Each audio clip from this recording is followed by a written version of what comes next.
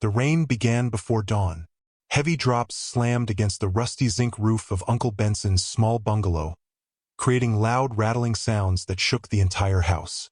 Inside the cramped kitchen, Anita stood barefoot on the cold floor, struggling to light the stove while smoke filled the air. She coughed softly and wiped sweat from her forehead with the edge of her old faded gown. It was only 5:12 a.m., yet she had already been awake for nearly 2 hours. That was Anita's life. Wake up before everyone. Sleep after everyone. Work endlessly. Complain never. At 25 years old, Anita had forgotten what rest felt like. From outside the kitchen came the sharp voice she dreaded every morning. Anita! Her body tensed instantly. Yes, Auntie Grace. Why is breakfast not ready yet? Do you want my children to starve? I'm almost done. Always almost done. Her aunt snapped. Useless girl. Anita lowered her eyes quietly. The insult hurt, even after years of hearing it. Still hurt. She turned back toward the pot of boiling beans, stirring carefully while her stomach growled painfully. She hadn't eaten properly since the previous afternoon. Usually, she only survived on leftovers after everyone else finished eating. Sometimes there was nothing left at all. But she had learned to endure hunger. Hunger was easier to bear than humiliation. From the living room came loud laughter. Her cousins were awake. A few seconds later, 2 teenage girls entered the kitchen wearing neat school uniforms, while Anita looked exhausted and worn out. One of them, Cynthia, wrinkled her nose dramatically. Why does this kitchen always smell when you're inside? The second one burst into laughter. Because she's always sweating like a pig. The girls high-fived each other. Anita stayed silent. She continued stirring the beans. Look at her arms, Cynthia mocked loudly. So fat. You'd think she eats 10 times a day, the other added. The girls laughed harder. Anita forced herself not to cry. She had heard worse. Far worse. Still, every insult chipped away at her heart. She wasn't blind. She knew what she looked like. Her body was large and soft no matter how little she ate. Her cheeks were full, her stomach round, and her arms thick. The neighbors constantly whispered about her weight whenever she walked past. Some people pitied her. Most mocked her. But none of them knew the truth. Stress had changed her body over the years. Depression had too. After her parents died, Anita stopped caring about herself. Food became the only comfort she had left in a house where love no longer existed. Her aunt suddenly entered the kitchen dramatically, tying her wrapper tightly around her waist. You're still standing there? She shouted. I'm serving the food now. Auntie Grace rolled her eyes. You are so slow. If laziness was money, you would be richer than Dangote. The girls laughed again. Anita quietly placed food onto plates and carried them carefully to the dining table. Nobody thanked her. Nobody ever did. Instead, her uncle entered moments later, sat down heavily, and frowned immediately. Why are the beans watery? I added a little extra water because, before she finished speaking, he slammed his spoon onto the table. So now you waste food too? I'm sorry, Uncle. You're always sorry, he barked. The entire dining room became silent. Anita stared at the floor. Her uncle's voice grew harsher.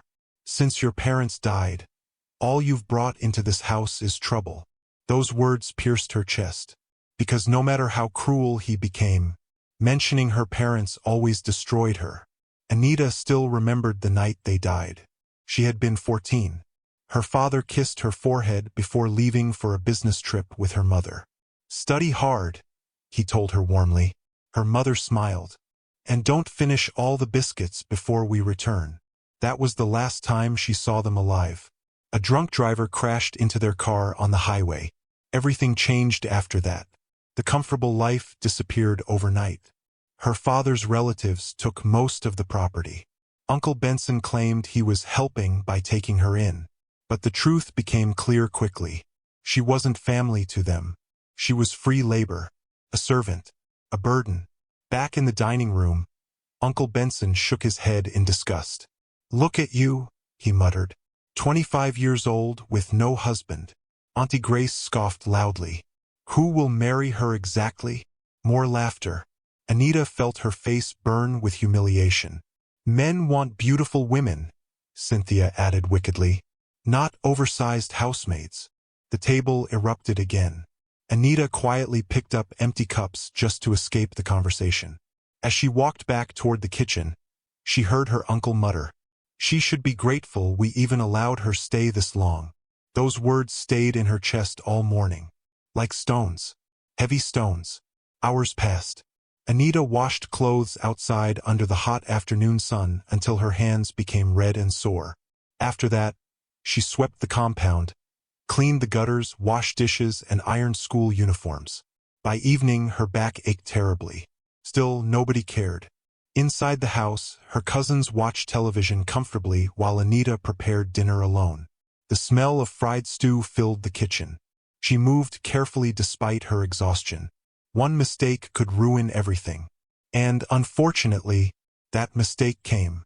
As Anita carried a stack of plates toward the dining room, her tired fingers slipped.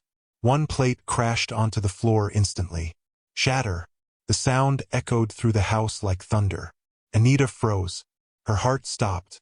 No, no, no, no. Not again. Footsteps approached immediately. Heavy, angry footsteps. Uncle Benson stormed into the dining room furiously. What happened? Anita trembled violently. I'm sorry, Uncle. It slipped. Before she could finish, his hand struck her face hard. Slap. The force nearly knocked her over. You stupid girl. Pain exploded across her cheek. Auntie Grace rushed in dramatically. What did she do now? She broke another plate. What? Her aunt screamed. Do you know how expensive those plates are? I didn't mean to. Another slap. This time from her aunt. You destroy everything you touch. Tears filled Anita's eyes immediately. I said I'm sorry. Cynthia folded her arms. She probably wants attention. Her sister laughed mockingly. Or food. More laughter. Uncle Benson pointed angrily at Anita. I am tired of you. Anita's chest tightened. Uncle. No, he roared. Since you entered this house, there has been no peace. That's not true. You eat our food, waste our money, break our property. I do all the housework. The words escaped before Anita could stop herself. Silence fell immediately. Everybody stared at her. Even Anita herself looked shocked. For years she had swallowed her pain quietly. But tonight, something broke inside her. Her uncle's eyes darkened dangerously. What did you say? Anita stepped backward nervously. I just meant. You dare talk back to me? I'm sorry. You ungrateful girl. He grabbed her arm roughly and dragged her toward the hallway. Uncle, please. You think because we fed you, you can insult us? I didn't insult anybody. You are leaving this house tonight. Anita's entire body went cold. What? You heard me. Fear consumed her instantly. Please don't do this. But Uncle Benson had already entered her tiny room. The room was barely larger than a storage space. Old mattress, broken fan, tiny window. That was all she owned. Her uncle grabbed her small traveling bag angrily and began throwing her belongings inside carelessly. Clothes, shoes, books, everything. Anita cried openly now. Please, Uncle, please. You should have thought about that before disrespecting me. Auntie Grace stood at the doorway watching proudly.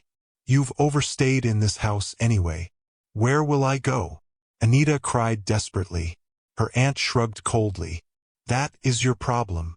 Uncle Benson zipped the bag violently and dragged Anita toward the front door. Rain poured heavily outside now. The entire neighborhood was dark and wet.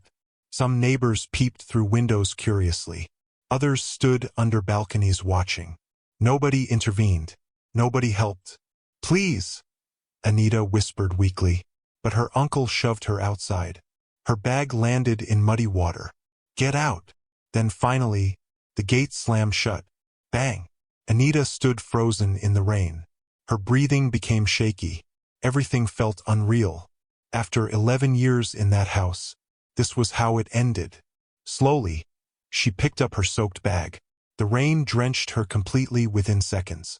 Still, nobody opened the gate again. Nobody called her back. She stared at the house one final time, then turned away, and walked. The streets were nearly empty. Cars splashed dirty water onto the roadside as they sped past. Anita hugged herself tightly against the cold wind. She had nowhere to go. No friends. No savings. No family. Nothing. The pain in her chest became unbearable. At one point she stopped beneath a small shop roof and burst into tears. Real tears. The kind that come from years of suffering. "Mom!" she whispered brokenly. "I'm tired." Her voice disappeared beneath the sound of rain. For nearly 30 minutes, Anita remained there crying silently while people passed her without concern. Eventually, the shop owner chased her away. "You can't stand here all night." "I'm sorry." She continued walking again. Her legs hurt terribly now. Her slippers were soaked. Her stomach growled painfully. But worse than the hunger was the loneliness. Hours later, Anita finally reached a quiet bus stop. Exhausted, she sat slowly on the wooden bench. The rain softened into a drizzle. Streetlights flickered weakly above her. She looked miserable, hopeless, forgotten. Anita buried her face in her hands and cried again quietly. Maybe her uncle was right. Maybe she truly was worthless. Maybe nobody would ever love her. Maybe her life would never change. Across the empty road, headlights suddenly appeared. A long black luxury car slowed down. Anita barely noticed it at first. Cars like that belonged to another world. A world far away from hers. The rain continued falling softly as Anita sat at the lonely bus stop, hugging herself tightly against the cold night air. Her eyes were swollen from crying. Her slippers were muddy. Her small travel bag rested beside her on the wet ground, containing the few belongings she had left in the world. Everything hurt. Her face still burned from the slap Uncle Benson gave her. Her chest felt heavy from humiliation. But worse than the physical pain was the terrifying reality finally settling into her mind. She was homeless. Completely homeless. Anita stared blankly at the road while cars rushed past without slowing down. Nobody noticed her. Nobody cared enough to ask if she was okay. That was how life had always been. People looked at her and only saw a poor, overweight woman. Nothing more. Nothing worth noticing. So when the black luxury car stopped across the street, Anita assumed it was waiting for someone important. Certainly not her. The expensive vehicle gleamed beneath the streetlights like something from another universe. Anita recognized the brand immediately even though she had never stepped inside such a car before. Only rich people owned cars like that. Very rich people. The tinted back window rolled down slowly. Anita glanced over absent-mindedly, then froze. Inside sat a man whose face she had seen countless times on television screens hanging inside electronic shops. Adrian Cole, the billionaire businessman everyone talked about. Even Uncle Benson used to brag whenever Adrian appeared on the news. "That man became a billionaire before 30, he would say proudly. "That is what success looks like." And now that same man was staring directly at her. Anita quickly looked away in embarrassment. Surely he wasn't looking at her. A few seconds later, the car door opened. A tall man wearing a black suit stepped out first. He held an umbrella respectfully while another figure slowly emerged from the car behind him. Adrian himself. Even in the rain and darkness, his presence felt powerful. He was tall, broad-shouldered, and effortlessly elegant. His black coat fit perfectly, and his expensive wristwatch flashed briefly beneath the streetlight. But what surprised Anita most was his expression. There was no disgust in his eyes, no mockery, only concern. Adrian studied the drenched woman sitting alone at the bus stop. Her oversized gown clung to her body from the rain. Her curly hair looked messy and soaked. Her eyes were red from crying. Yet somehow, there was something striking about her. Not physical perfection. Not glamour. Something deeper. Something real. He had noticed her earlier while his car stopped briefly at the traffic light. Most people would have ignored her completely, but Adrian couldn't. Maybe because he understood loneliness better than people imagined. Despite all his wealth, Adrian often felt surrounded by fake smiles and empty conversations. Everyone wanted something from him. Business deals, money, connections, fame. But the woman sitting before him looked like someone the world had forgotten entirely. And for some reason, that bothered him deeply. "You'll catch a cold sitting here," Adrian said gently. His voice startled Anita. She stood up immediately out of nervousness. "Yes, sir."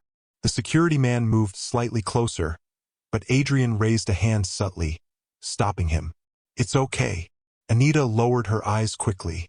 She suddenly became painfully aware of how terrible she looked. Her gown was old. Her body looked huge beneath the wet fabric. Her face probably looked swollen and ugly from crying. Why would someone like Adrian Cole even speak to her? "I asked if you were okay," Adrian repeated softly. Anita forced herself to nod. "I'm fine." It was obviously a lie. Adrian glanced at the bag near her feet. "You're traveling." Her throat tightened. For a moment she considered lying again. But exhaustion weakened her defenses. "I don't have anywhere to go." The words came out quietly. Adrian's expression changed immediately. "What happened?" Anita hesitated. She wasn't used to people asking kindly. Usually questions came with judgment attached. Still, something about his calm voice made her answer honestly. "My uncle sent me away." "At this hour?" She nodded slowly. The billionaire frowned. "Why?" Anita swallowed hard. "I broke a plate." For a second Adrian thought he heard wrong. "A plate?" Tears gathered in Anita's eyes again. "It was an accident." Adrian stared at her silently, then looked at the rain, then back at her. "A plate? Someone threw this woman into the streets over a plate?" His jaw tightened slightly. Years in business had taught him how cruel people could be. He had seen betrayal, greed, and manipulation from powerful individuals. But this felt different. This felt heartless. "How long have you been out here?" he asked. "Since evening." "And nobody came looking for you?"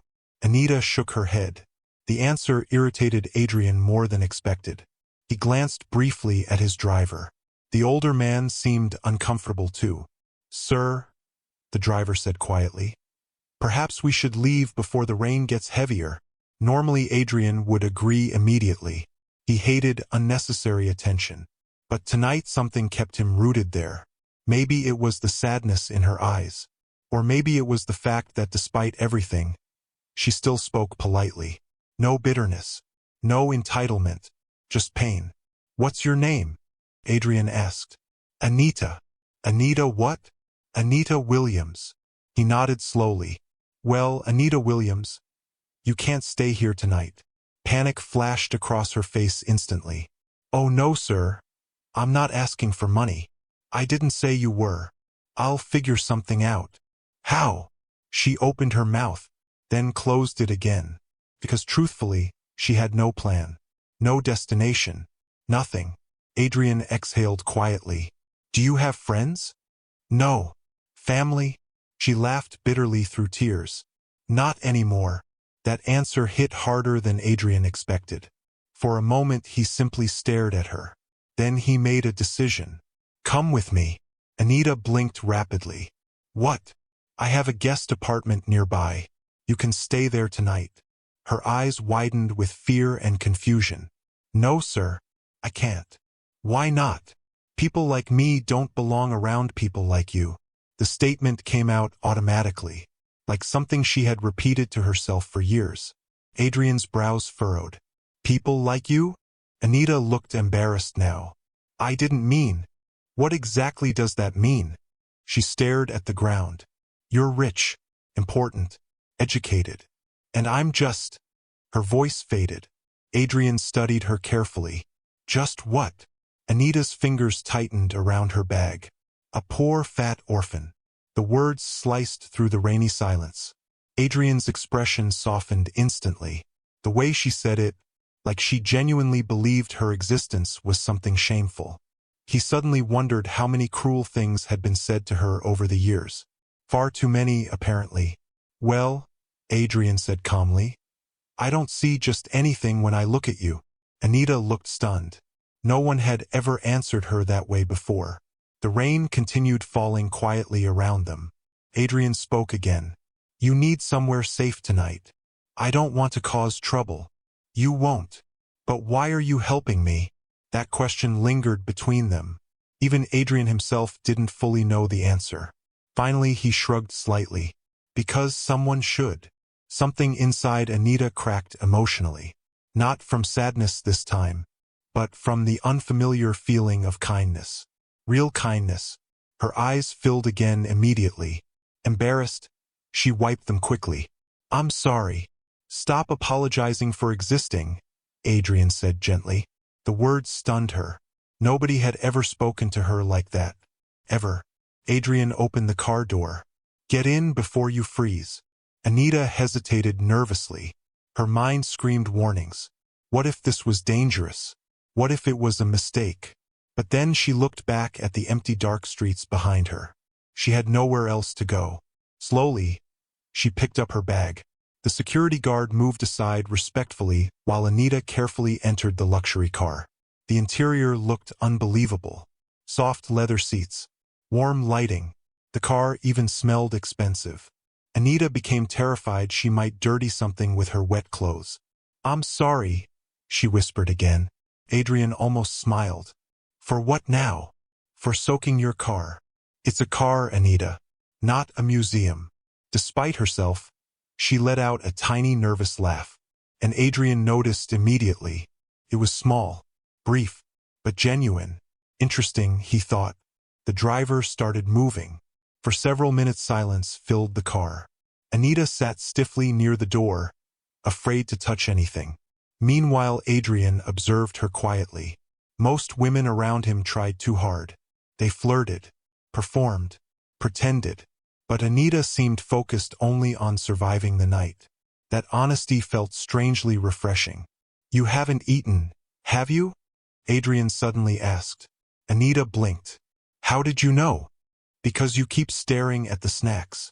Mortified, Anita quickly looked away from the small refreshment tray beside her. I'm sorry. Adrian chuckled softly for the first time that night. You really apologize too much. Then he handed her a wrapped sandwich from the tray. Eat. Anita hesitated. I can't take your food. You can. I'm offering it. Her stomach growled loudly at the worst possible moment. Adrian pretended not to notice. Slowly, Anita accepted the sandwich. Thank you. She tried eating carefully and slowly, but hunger took over quickly. Adrian watched silently as she finished almost the entire thing within minutes. His chest tightened unexpectedly. How long had it been since someone properly cared for her? When she realized he was watching, Anita looked embarrassed again. I didn't mean to eat so fast. You were hungry. Another simple answer. No judgment. No cruel comments about her weight. Just understanding. For reasons Anita couldn't explain, that almost made her cry again. About 30 minutes later, the car entered one of the wealthiest parts of the city. Massive gates opened automatically ahead of them. Anita's eyes widened. The buildings looked like luxury hotels. This is where you live? She asked softly. One of the places. One of the places. The words alone reminded Anita how different their worlds were. The car finally stopped before a beautiful modern apartment building. Staff members rushed forward immediately with umbrellas. Good evening, Mr. Cole. Adrian nodded briefly before turning to Anita. You'll stay here tonight. She stared at the building nervously. This place looks expensive. It is. I can't afford this. You're not paying. Anita nearly protested again, but exhaustion overwhelmed her completely. She followed Adrian inside slowly. Everything sparkled. Marble floors, golden lights, fresh flowers. The building looked like heaven compared to her uncle's cramped house. A woman at the reception desk smiled politely. Should we prepare the guest suite, sir? Yes. The receptionist glanced curiously at Anita but wisely said nothing. Moments later, they entered a private elevator. Anita clutched her bag tightly. Her entire life felt unreal now. A few hours ago, she was being thrown into the rain. Now she stood inside a billionaire's luxury building. The elevator doors opened into a stunning apartment. Anita gasped softly. The living room alone was larger than Uncle Benson's entire house. Adrian placed a keycard gently onto the table. "You'll stay here for now." Anita turned toward him slowly. "Why are you being so kind to me?" Adrian looked at her for a long moment, then quietly answered, "Because life has already been cruel enough to you." And somehow, those words touched Anita more deeply than anything else ever had. Anita barely slept that night, not because the apartment was uncomfortable, but because it was too comfortable. The enormous bed felt softer than anything she had ever touched before. The blankets smelled fresh and warm. Even the dim golden lights in the bedroom looked peaceful. It didn't feel real. Several times during the night, Anita woke up suddenly, convinced someone would bang on the door and throw her out again. Each time, silence greeted her. No yelling, no insults, no commands, just silence. Safe silence. Around 3 a.m., Anita slowly sat up on the bed and looked around the luxurious room again. The walls were beautifully decorated with modern paintings. The curtains stretched from ceiling to floor. A television larger than the one Uncle Benson bragged about hung on the wall across from her. Everything looked expensive. Carefully, Anita touched the bedsheet beneath her fingers. Soft, too soft. Tears suddenly filled her eyes again. All her life, comfort belonged to other people, never her. She remembered sleeping on the thin mattress in her uncle's storage room during cold nights while her cousins enjoyed air conditioning. She remembered starving quietly while others ate until they were full. She remembered crying silently into old pillows so nobody would hear her. And now suddenly, she was here, inside a billionaire's guest apartment, because a stranger chose kindness. The thought overwhelmed her emotionally. Anita hugged the blanket tightly and whispered softly into the darkness. "Thank you, Mom. Maybe you're still watching over me." Eventually, exhaustion pulled her back to sleep. For the first time in many years, Anita slept peacefully. Morning sunlight poured gently through the giant windows. Anita stirred slowly beneath the blankets. For a moment she forgot where she was. Then reality returned instantly. The apartment. Adrian. Last night. Her eyes widened. She quickly sat up. The room remained exactly the same. So it wasn't a dream. A nervous breath escaped her lips. Suddenly there was a gentle knock on the bedroom door. Anita froze. "Miss Anita?" A soft female voice called politely. "May I come in?" Anita quickly adjusted her oversized gown. "Yes." The door opened carefully. A middle-aged woman wearing a neat uniform smiled warmly. "Good morning. My name is Mrs. Taylor. Mr. Cole asked me to assist you." Anita blinked in confusion. "Assist me?" "Yes. Breakfast is ready whenever you're comfortable." Breakfast? Prepared for her? The idea alone felt strange. "Oh, thank you." Mrs. Taylor's smile widened kindly. "There are fresh towels and clothes in the bathroom as well." Anita's eyes widened. "Clothes?" "Yes, ma'am." "Ma'am." Nobody had called her that before. Not respectfully. Mrs. Taylor continued gently, "If you need anything, please let me know." After she left, Anita slowly entered the bathroom, then stopped completely. The bathroom alone looked larger than her uncle's bedroom. Beautiful mirrors lined the walls. The bathtub looked like something from movies. Expensive soaps and perfumes rested neatly beside folded white towels. Anita stared at her reflection in the mirror, down sadly. Maybe Adrian only helped her because he pitied her. A man like him could never truly notice a woman like her. The thought hurt more than expected. She quickly pushed it away. "Don't be stupid," she whispered to herself. After showering, Anita carefully opened the shopping bag left beside the sink. Inside were beautiful clothes. Real beautiful clothes. Soft cream-colored dresses. Comfortable jeans. Blouses. Sandals. Even skincare products. Anita touched everything carefully like fragile treasure. Nobody had bought clothes for her in years. Usually she wore old outfits discarded by her cousins. Her throat tightened emotionally. Why would Adrian do all this for someone he barely knew? Eventually she chose a simple blue dress and changed nervously. When she looked in the mirror again, she almost didn't recognize herself. The dress fit her perfectly. Not too tight, not uncomfortable. For once, she actually looked nice. A tiny smile touched her lips, then disappeared quickly. Don't get used to this, she warned herself. People don't stay kind forever. Still, something deep inside her heart had already started changing. Downstairs, the dining area looked elegant and peaceful. Anita hesitated near the entrance. The long dining table held enough food to feed an entire family. Eggs, toast, fruit, tea, pancakes, fresh juice. Her stomach growled immediately. Mrs. Taylor smiled kindly again. Please eat.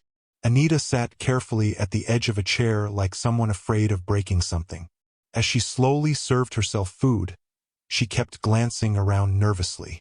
Part of her still expected shouting, or insults, or someone accusing her of eating too much. But none came. Instead, Mrs. Taylor simply asked politely, "Would you like more tea?" Anita nearly cried again. People truly lived like this? Peacefully? Without cruelty? Halfway through breakfast, footsteps approached. Anita looked up immediately. Adrian entered wearing a fitted black shirt and dark trousers, looking effortlessly handsome even this early in the morning. The moment he saw her, he paused slightly. The blue dress suited her beautifully, and for the first time, he noticed something beneath the sadness she carried. Warmth. Gentleness. Anita stood up quickly. "Good morning, sir." Adrian frowned slightly. "You don't have to stand every time I enter a room." "Oh, sorry." "There you go apologizing again." A shy, embarrassed smile appeared on Anita's face. Strangely, Adrian liked seeing it. "Did you sleep well?" he asked. "A little. You look better." Her cheeks warmed immediately. "Thank you." Adrian sat across from her while Mrs. Taylor poured coffee for him. "You should eat more," he said casually after noticing how little food Anita served herself. "I already ate enough. That plate looks like a child's breakfast." Anita lowered her eyes awkwardly. "I don't usually eat in front of people." "Why?" She hesitated, then answered honestly. "My cousins always mocked me whenever I ate." Adrian's expression darkened instantly. Even something as simple as eating had become painful for her. That angered him more than it should. "Well," he said calmly, "nobody here is going to insult you for existing." The simple statement touched Anita deeply. She looked at him carefully for a moment. "You're very different from other rich people." Adrian chuckled softly. "You know many billionaires?" A tiny laugh escaped her lips. "No." He smiled slightly, and somehow the atmosphere around them became lighter. For the next few days, Anita remained inside the apartment mostly because she felt overwhelmed by everything. Mrs. Taylor helped her settle in. The staff treated her respectfully. Nobody shouted at her. Nobody insulted her body. Nobody treated her like a burden. The adjustment almost felt harder than the suffering, because Anita wasn't used to kindness. Every time someone spoke politely to her, she became suspicious. One afternoon, she accidentally dropped a glass cup while helping Mrs. Taylor in the kitchen. The cup shattered instantly. Anita panicked immediately. "Oh no!" Her breathing quickened. "I'm sorry. I'll clean it. Please don't be angry." Mrs. Taylor looked shocked. "Angry? I didn't mean to break it." "Miss Anita," the woman interrupted gently. "It's only a glass." Anita froze. Only a glass. Such simple words. Yet they nearly broke her emotionally. Because in her old life, a broken plate cost her a home. Mrs. Taylor suddenly understood. Pain flashed across the older woman's eyes. Carefully, she touched Anita's shoulder. "You're safe here." That sentence nearly made Anita cry on the spot. Safe. What a beautiful word. Meanwhile, Adrian found himself thinking about Anita constantly. At work, during meetings, even while reviewing contracts, his mind occasionally drifted back to her. The sadness in her eyes haunted him. But so did something else. Her kindness. Despite everything she suffered, Anita remained gentle. That fascinated him. One evening, Adrian returned earlier than usual, and found Anita sitting quietly on the balcony overlooking the city. The sunset painted the sky orange and gold around her. For a moment Adrian simply watched silently. She looked peaceful, beautifully peaceful, not glamorous like the women usually surrounding him, not polished or artificial, just real. Anita noticed him and quickly stood. "Sorry, I didn't hear you come in. You don't have to apologize every 5 minutes." That made her smile slightly again. Adrian leaned casually against the balcony doorway. "How are you adjusting? It still feels unreal." "You'll get used to it." Anita looked down at the city lights below. "I don't think people like me ever get used to places like this." There's that phrase again. She looked confused. "People like me." Adrian stepped closer. "You talk about yourself like you're less valuable than everyone else." Anita laughed softly, but there was sadness behind it. "Maybe because that's how I've always been treated." The honesty in her voice hit him unexpectedly hard. For several seconds, neither spoke. Then Adrian quietly asked, "What did you want to become before life got difficult?" Anita blinked in surprise. Nobody had ever asked her that before. Not once. She thought carefully. "When I was younger, I wanted to work in an office." "An office?" She nodded shyly. "I liked organizing things. My father used to say I was very smart with records and numbers." "What stopped you?" Her expression dimmed immediately. "Life." Adrian studied her face. Something about that answer irritated him deeply. So much potential crushed by cruelty. "So," he said after a moment, "what if life gave you another chance?" Anita laughed softly again. "That only happens in movies." "Humor me." She hesitated, then quietly admitted, "I think I would have liked to feel important somewhere." The words came out so softly they almost disappeared. But Adrian heard them clearly. Important somewhere. Not rich, not famous, just valued, respected, seen. And suddenly Adrian made a decision. A serious one. The next morning, Anita woke to another knock at her door. When she opened it, Mrs. Taylor smiled warmly. "Mr. Cole would like to see you downstairs." Nervousness immediately filled Anita's chest. Had she done something wrong? Did he want her to leave now? Her heart pounded as she hurried downstairs. Adrian stood near the living room holding a tablet. When he saw her, he smiled faintly. "Morning." "Good morning. I have a question for you." Anita swallowed nervously. "Yes. How would you feel about working for me?"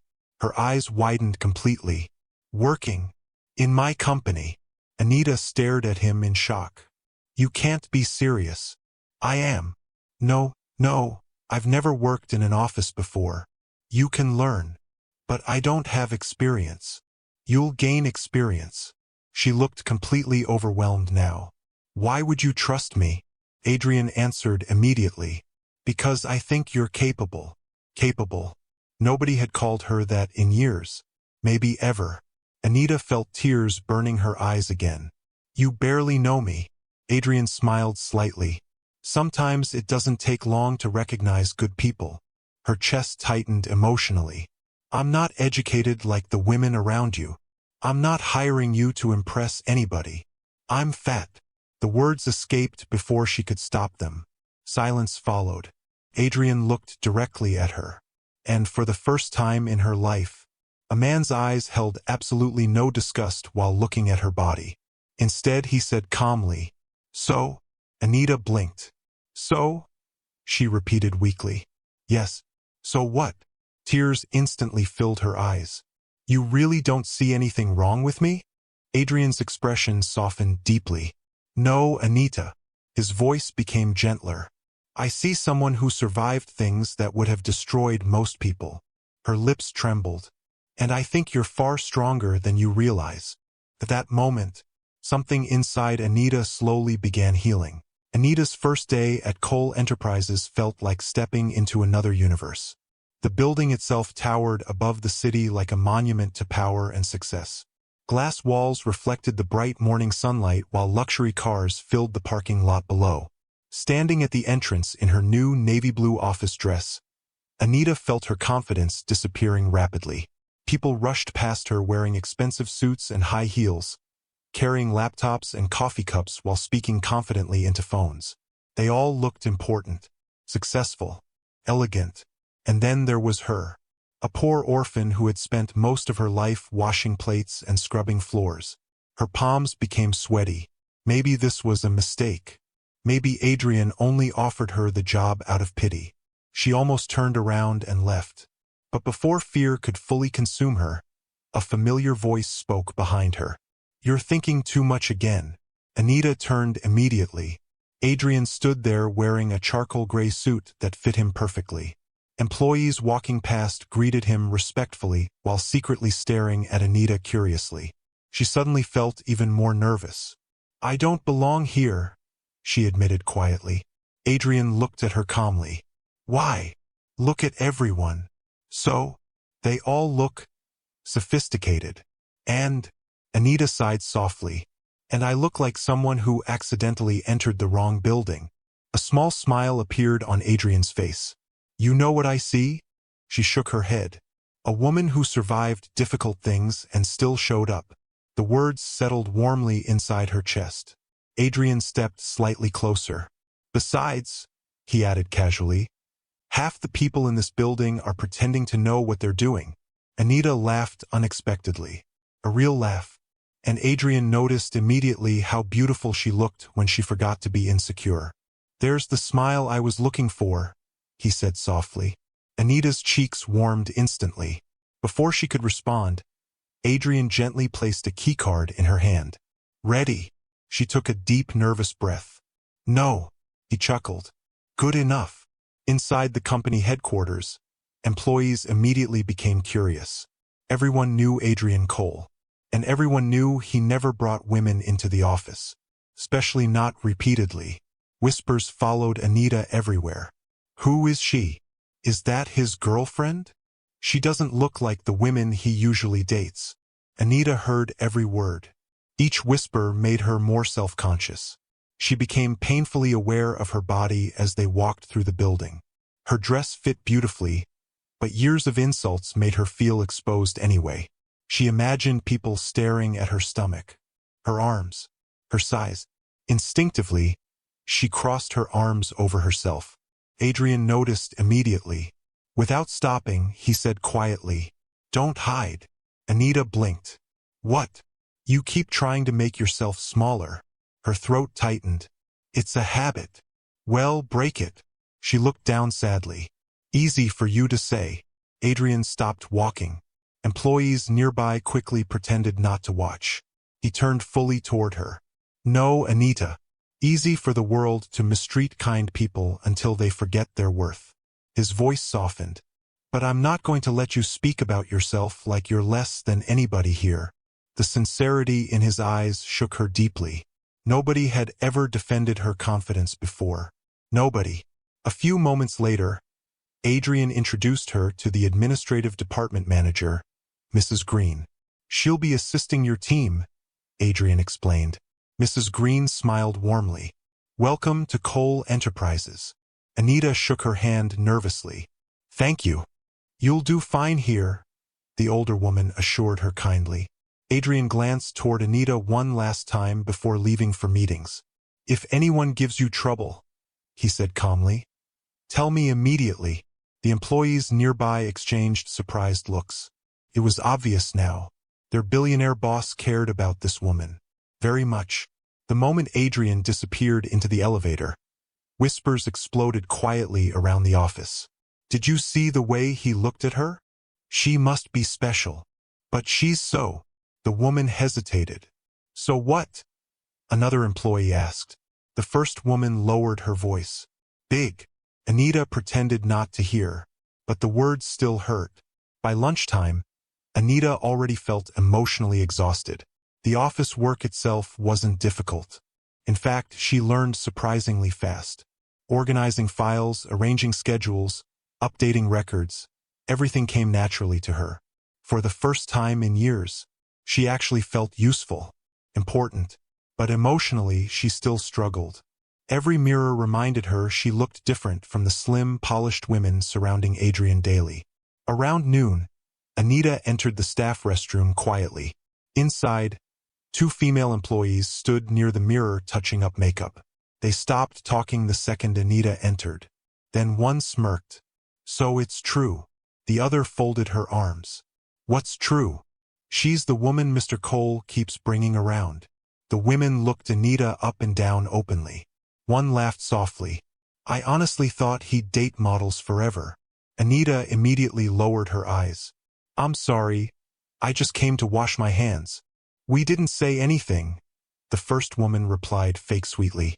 "But seriously," the second added, "what does a billionaire even see in someone like you?" Anita froze. The old familiar shame returned instantly. "Someone like you." Those words again. Always those words. The women exchanged amused looks before walking away laughing quietly. The restroom suddenly felt too small. Too hot. Anita gripped the sink tightly while tears filled her eyes. Why did people always make her body feel like a crime? Why was existing peacefully so difficult? She stared at her reflection in the mirror again. Maybe they were right. Maybe Adrian would eventually realize he deserved someone prettier, slimmer, more glamorous, someone who matched his world.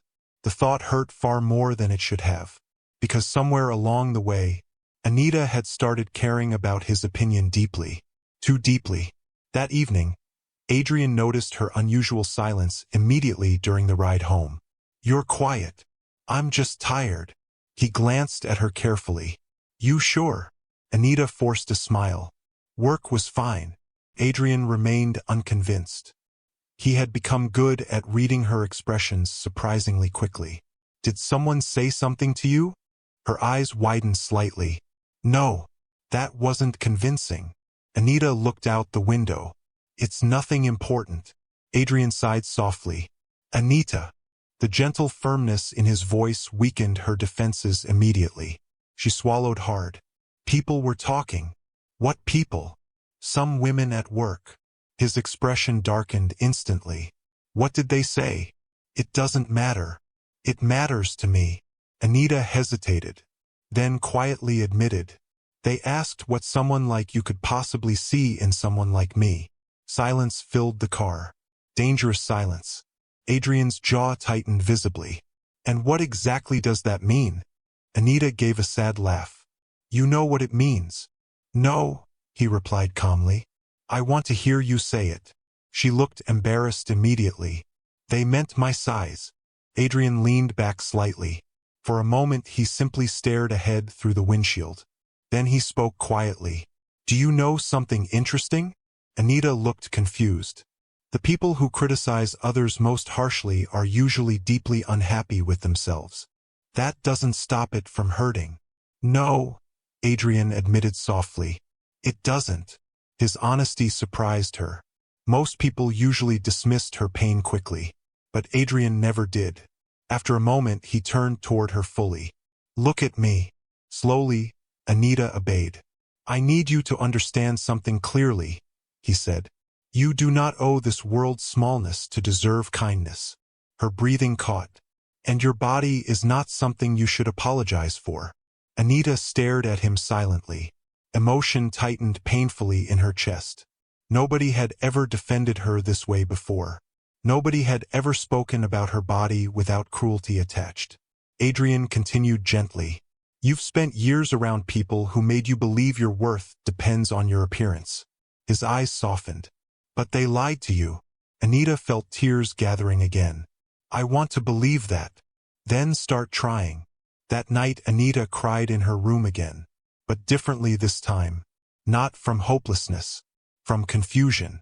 Because Adrian's words were slowly breaking walls she had built around herself for years. Walls made from shame, fear, self-hatred. And somehow, that terrified her. Over the next few weeks, Anita became more comfortable at the company. Employees slowly warmed up to her after realizing how kind and hardworking she was. She treated cleaners respectfully, helped interns without complaining, remembered everyone's birthdays. People naturally liked being around her, including Adrian, especially Adrian.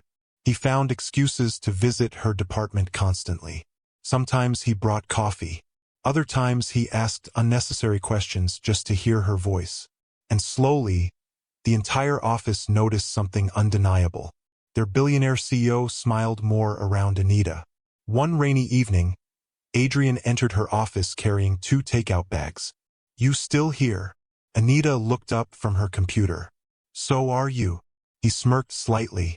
"Fair point." Her stomach growled immediately at the smell of food. Adrian pretended not to notice. "I brought dinner." "You didn't have to." "I know." The simplicity of his answer made her smile again. They ate together quietly while rain tapped softly against the windows. For once, Anita felt peaceful, comfortable, safe. Then Adrian suddenly asked, "Why do you always doubt yourself so much?" The question caught her off guard. Anita looked down at her food. "Because life gives people reasons to." "That's not an answer." She sighed softly. "When people insult you long enough, eventually you start believing them." Adrian's expression changed immediately. "That's what happened to you, isn't it?" She nodded slowly. "My cousins used to laugh whenever I dressed up." Her voice grew quieter. "They'd tell me makeup couldn't fix being fat." Adrian looked furious. "Anita." "I stopped trying after a while." Silence settled briefly between them. Then Adrian said something unexpected. "I think you're beautiful." Everything stopped. Even the rain seemed quieter suddenly. Anita stared at him in shock. Surely she heard wrong. "What?" Adrian held her gaze steadily. "I said I think you're beautiful." Her heart began pounding wildly. "Nobody has ever said that to me before." "That's because they were blind." The sincerity in his voice completely shattered her defenses. Anita looked away quickly, overwhelmed emotionally. "Adrian." It was the first time she called him by his name instead of sir, and the sound of it affected him far more than expected. He moved slightly closer. "You don't have to look away every time someone compliments you." "I'm not used to it." "Well," he said softly, "you better start getting used to it." Their eyes locked. The air between them changed instantly. Warmer, softer, dangerously intimate. Anita's breathing became uneven. So did Adrian's. For several seconds, neither moved, neither spoke. Then suddenly Anita looked down nervously. "This is probably a bad idea." "What is?" "Whatever this is." Adrian studied her carefully. "And what exactly do you think this is?" She laughed softly from nervousness. "I don't know." But deep down, she did know. And so did he. Something real was happening between them. Something neither expected. Something growing quietly day by day. Feelings. Powerful feelings. And the more time Adrian spent with Anita, the more impossible it became to ignore them. Because somewhere between the rainy night at the bus stop and these quiet dinners together, the billionaire had started falling in love. Hard. After that rainy evening in the office, everything between Anita and Adrian changed. Not suddenly, not loudly, but quietly, like a candle slowly growing brighter in a dark room. The next morning, Anita woke up unable to stop thinking about his words. "I think you're beautiful." No matter how many times she replayed the sentence in her mind, it still felt unreal. Beautiful. That word had never belonged to her before. Not in school. Not at her uncle's house. Not anywhere.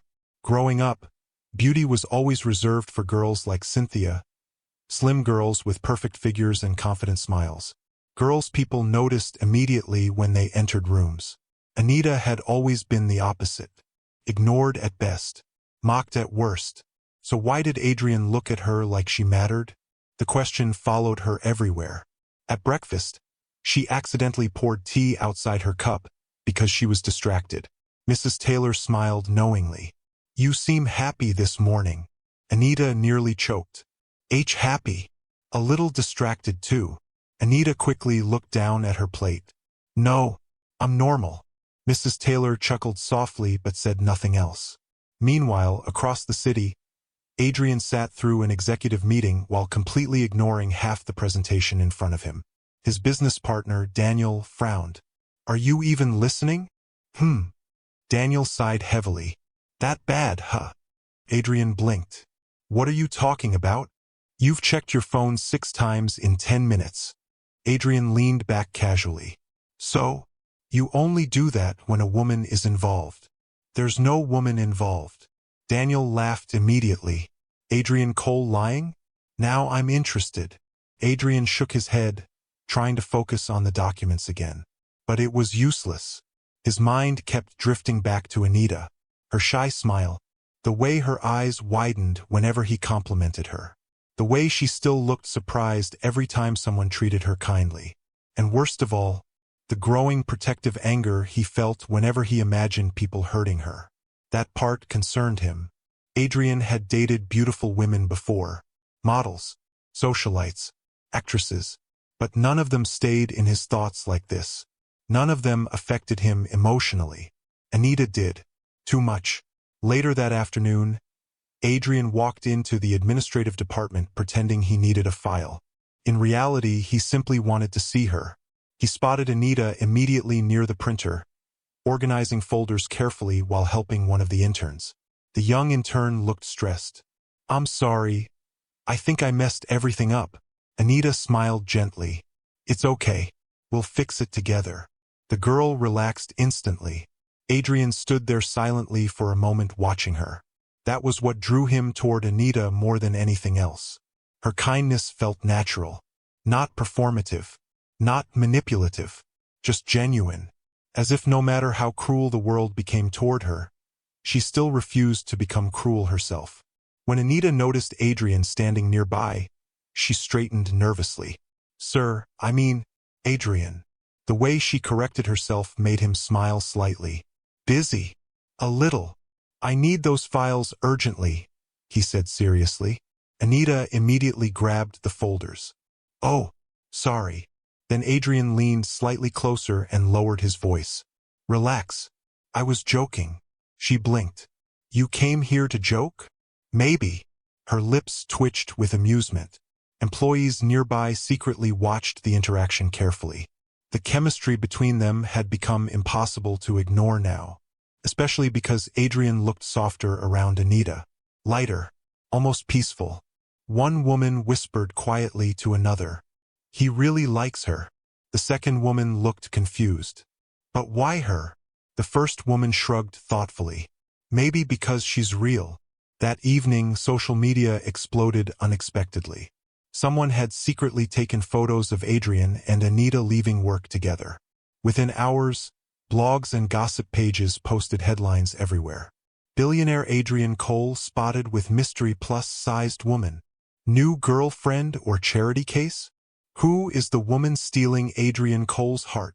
Anita discovered everything the next morning, and it destroyed her instantly. She sat frozen inside the apartment staring at cruel comments flooding across her phone screen. She trapped him. He must pity her. No billionaire would actually want her. She's too fat for him.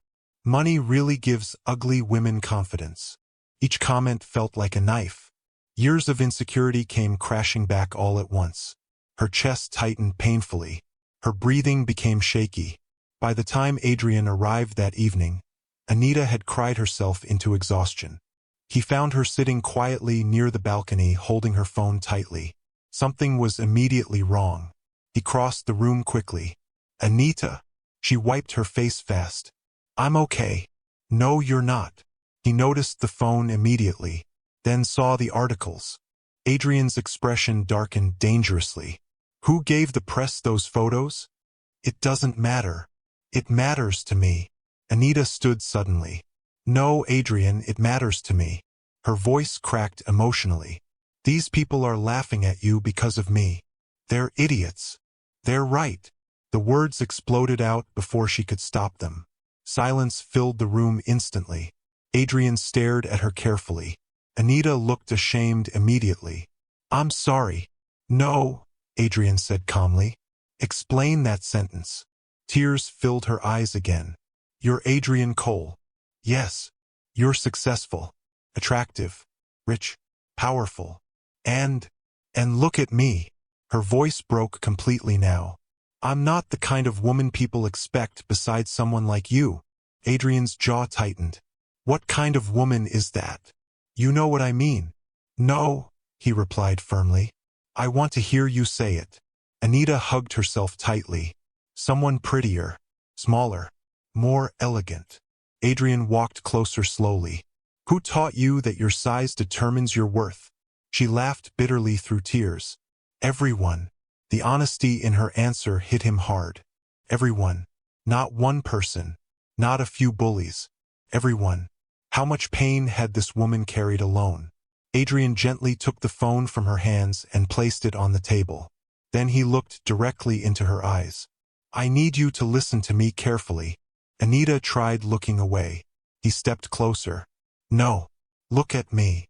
Slowly, she obeyed. What people say online means nothing to me. But nothing. His voice remained calm but firm. You know what I see when I look at you? Anita's lips trembled. A woman who survived cruelty and still remained kind. Her breathing became uneven. A woman who works harder than anyone around her. His eyes softened deeply. A woman whose smile honestly affects me more than it should. Tears rolled down Anita's cheeks silently. Because he sounded sincere. Completely sincere.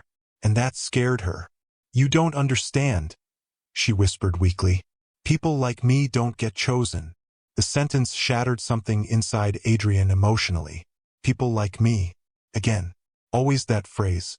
He stepped even closer now. Well, I'm choosing you. Anita froze. The room became painfully quiet. Neither moved. Neither breathed properly. Adrian spoke softly now. I like you, Anita. Her heart pounded wildly. A lot. Tears blurred her vision instantly. No one has ever liked me like this before. That sounds like their loss. She shook her head emotionally. You could have anybody. I don't want just anybody. The tension between them became unbearable now. Warm. Emotional. Intimate. Anita's voice came out barely above a whisper. Why me? Adrian stared at her for a long moment, then answered honestly. Because you make me feel peaceful. The words hit her deeply. I spend my life surrounded by people pretending to be something, he continued quietly. But with you, everything feels real. Anita felt like her heart might explode. Nobody had ever spoken to her this way before.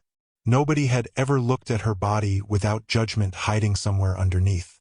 But Adrian's eyes held only warmth, only sincerity, only affection. And slowly, very slowly, he lifted his hand toward her face. Anita held her breath. His fingers gently brushed away tears from her cheeks. You deserve to be loved properly, he whispered. That sentence broke the final wall around her heart. Without thinking, Anita leaned slightly into his touch. Adrian's breathing deepened immediately. Their faces were dangerously close now. Close enough for Anita to notice tiny details she never saw before. The faint scar near his jaw. The warmth in his dark eyes. The way he looked at her like she was precious. And suddenly, Adrian kissed her. Softly, slowly, carefully. As though he wanted to make absolutely sure she understood this was real. Anita froze completely. Her first instinct was disbelief. A billionaire was kissing her. Not as a joke. Not from pity. Not secretly embarrassed. But genuinely, tenderly. Emotion crashed through her all at once. Fear. Relief. Hope. Years of loneliness. When Adrian slowly pulled back, he studied her face carefully. You okay? Anita stared at him speechlessly, then suddenly laughed through tears. I think my heart stopped. Adrian chuckled softly. Mine too. That made her laugh harder. And God, he loved hearing that sound. For several seconds they simply stood there smiling at each other. Then Anita's expression slowly changed again. Fear returned. Adrian noticed immediately. What is it? She hesitated. What if you regret this later? I won't. You don't know that. I do. But your world is different from mine.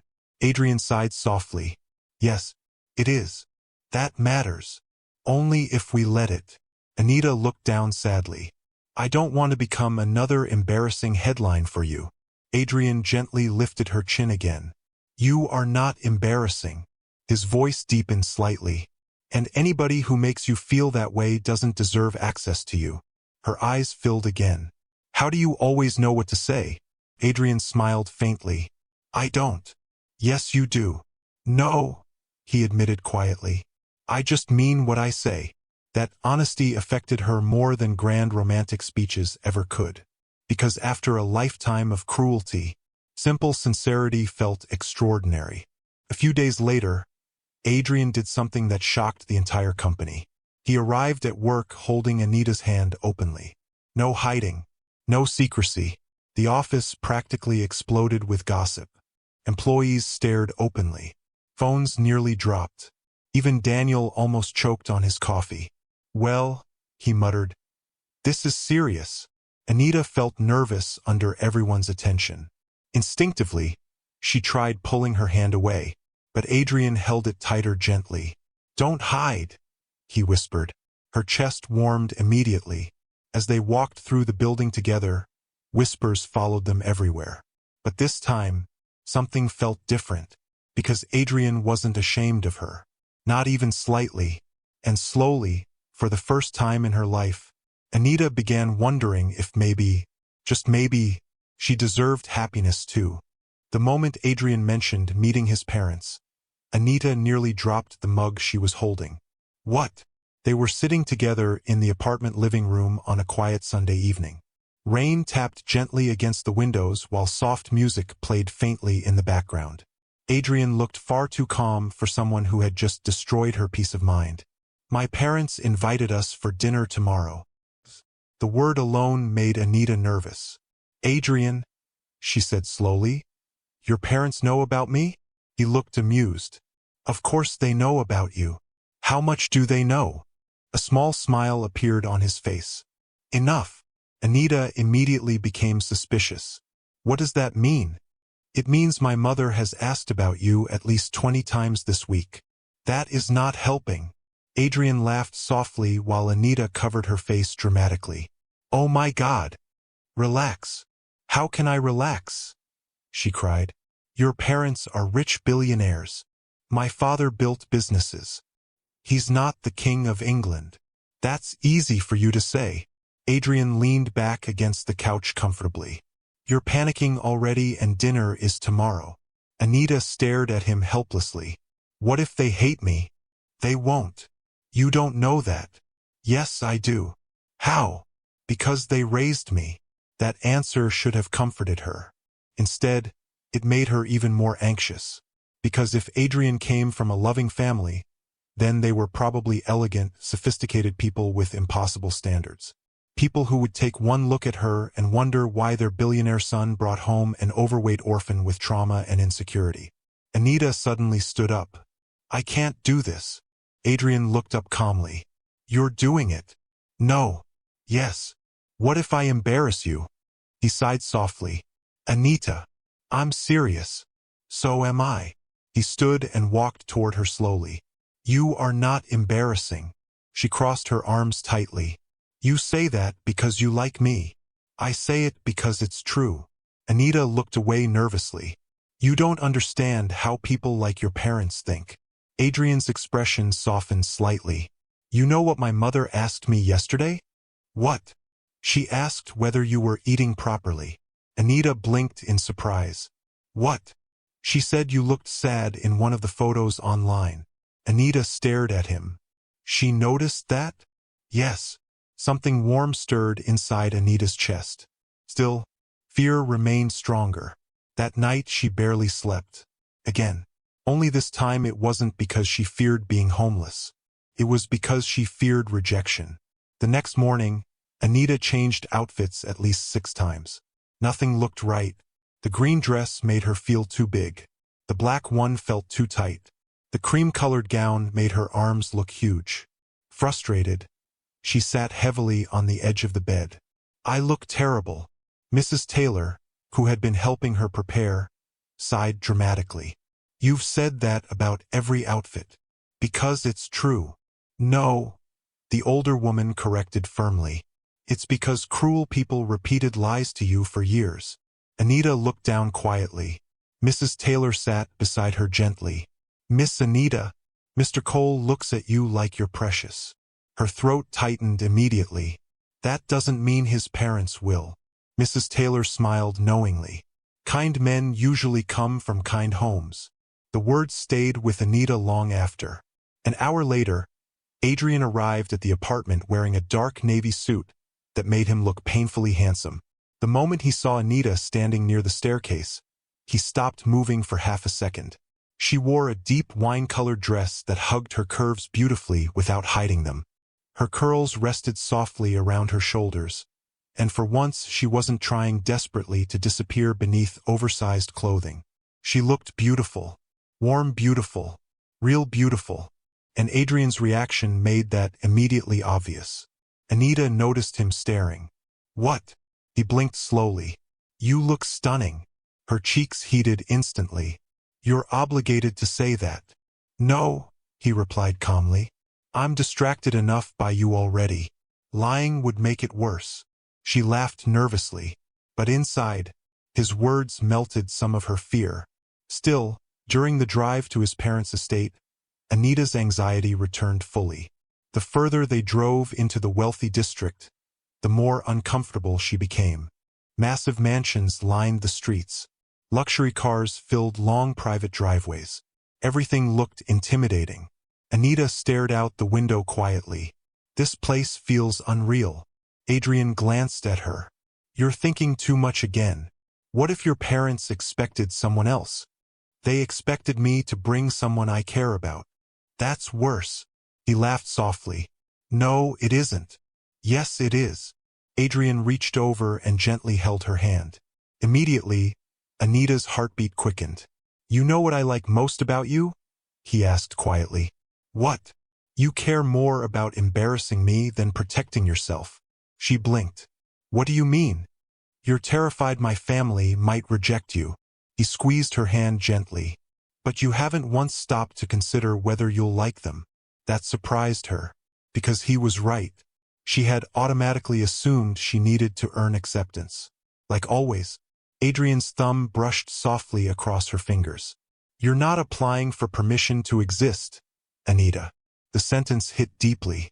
Before she could respond, the car slowed near enormous black gates. Her eyes widened. "Oh my God!" The gates opened slowly to reveal a breathtaking estate beyond. Fountains, gardens, luxury cars. A mansion so large Anita genuinely thought it looked like a hotel. Her mouth fell open slightly. "This is your parents' house?" "One of them." Anita nearly fainted. "One of them." The car finally stopped near the entrance. Before Anita could mentally prepare herself, the front doors opened.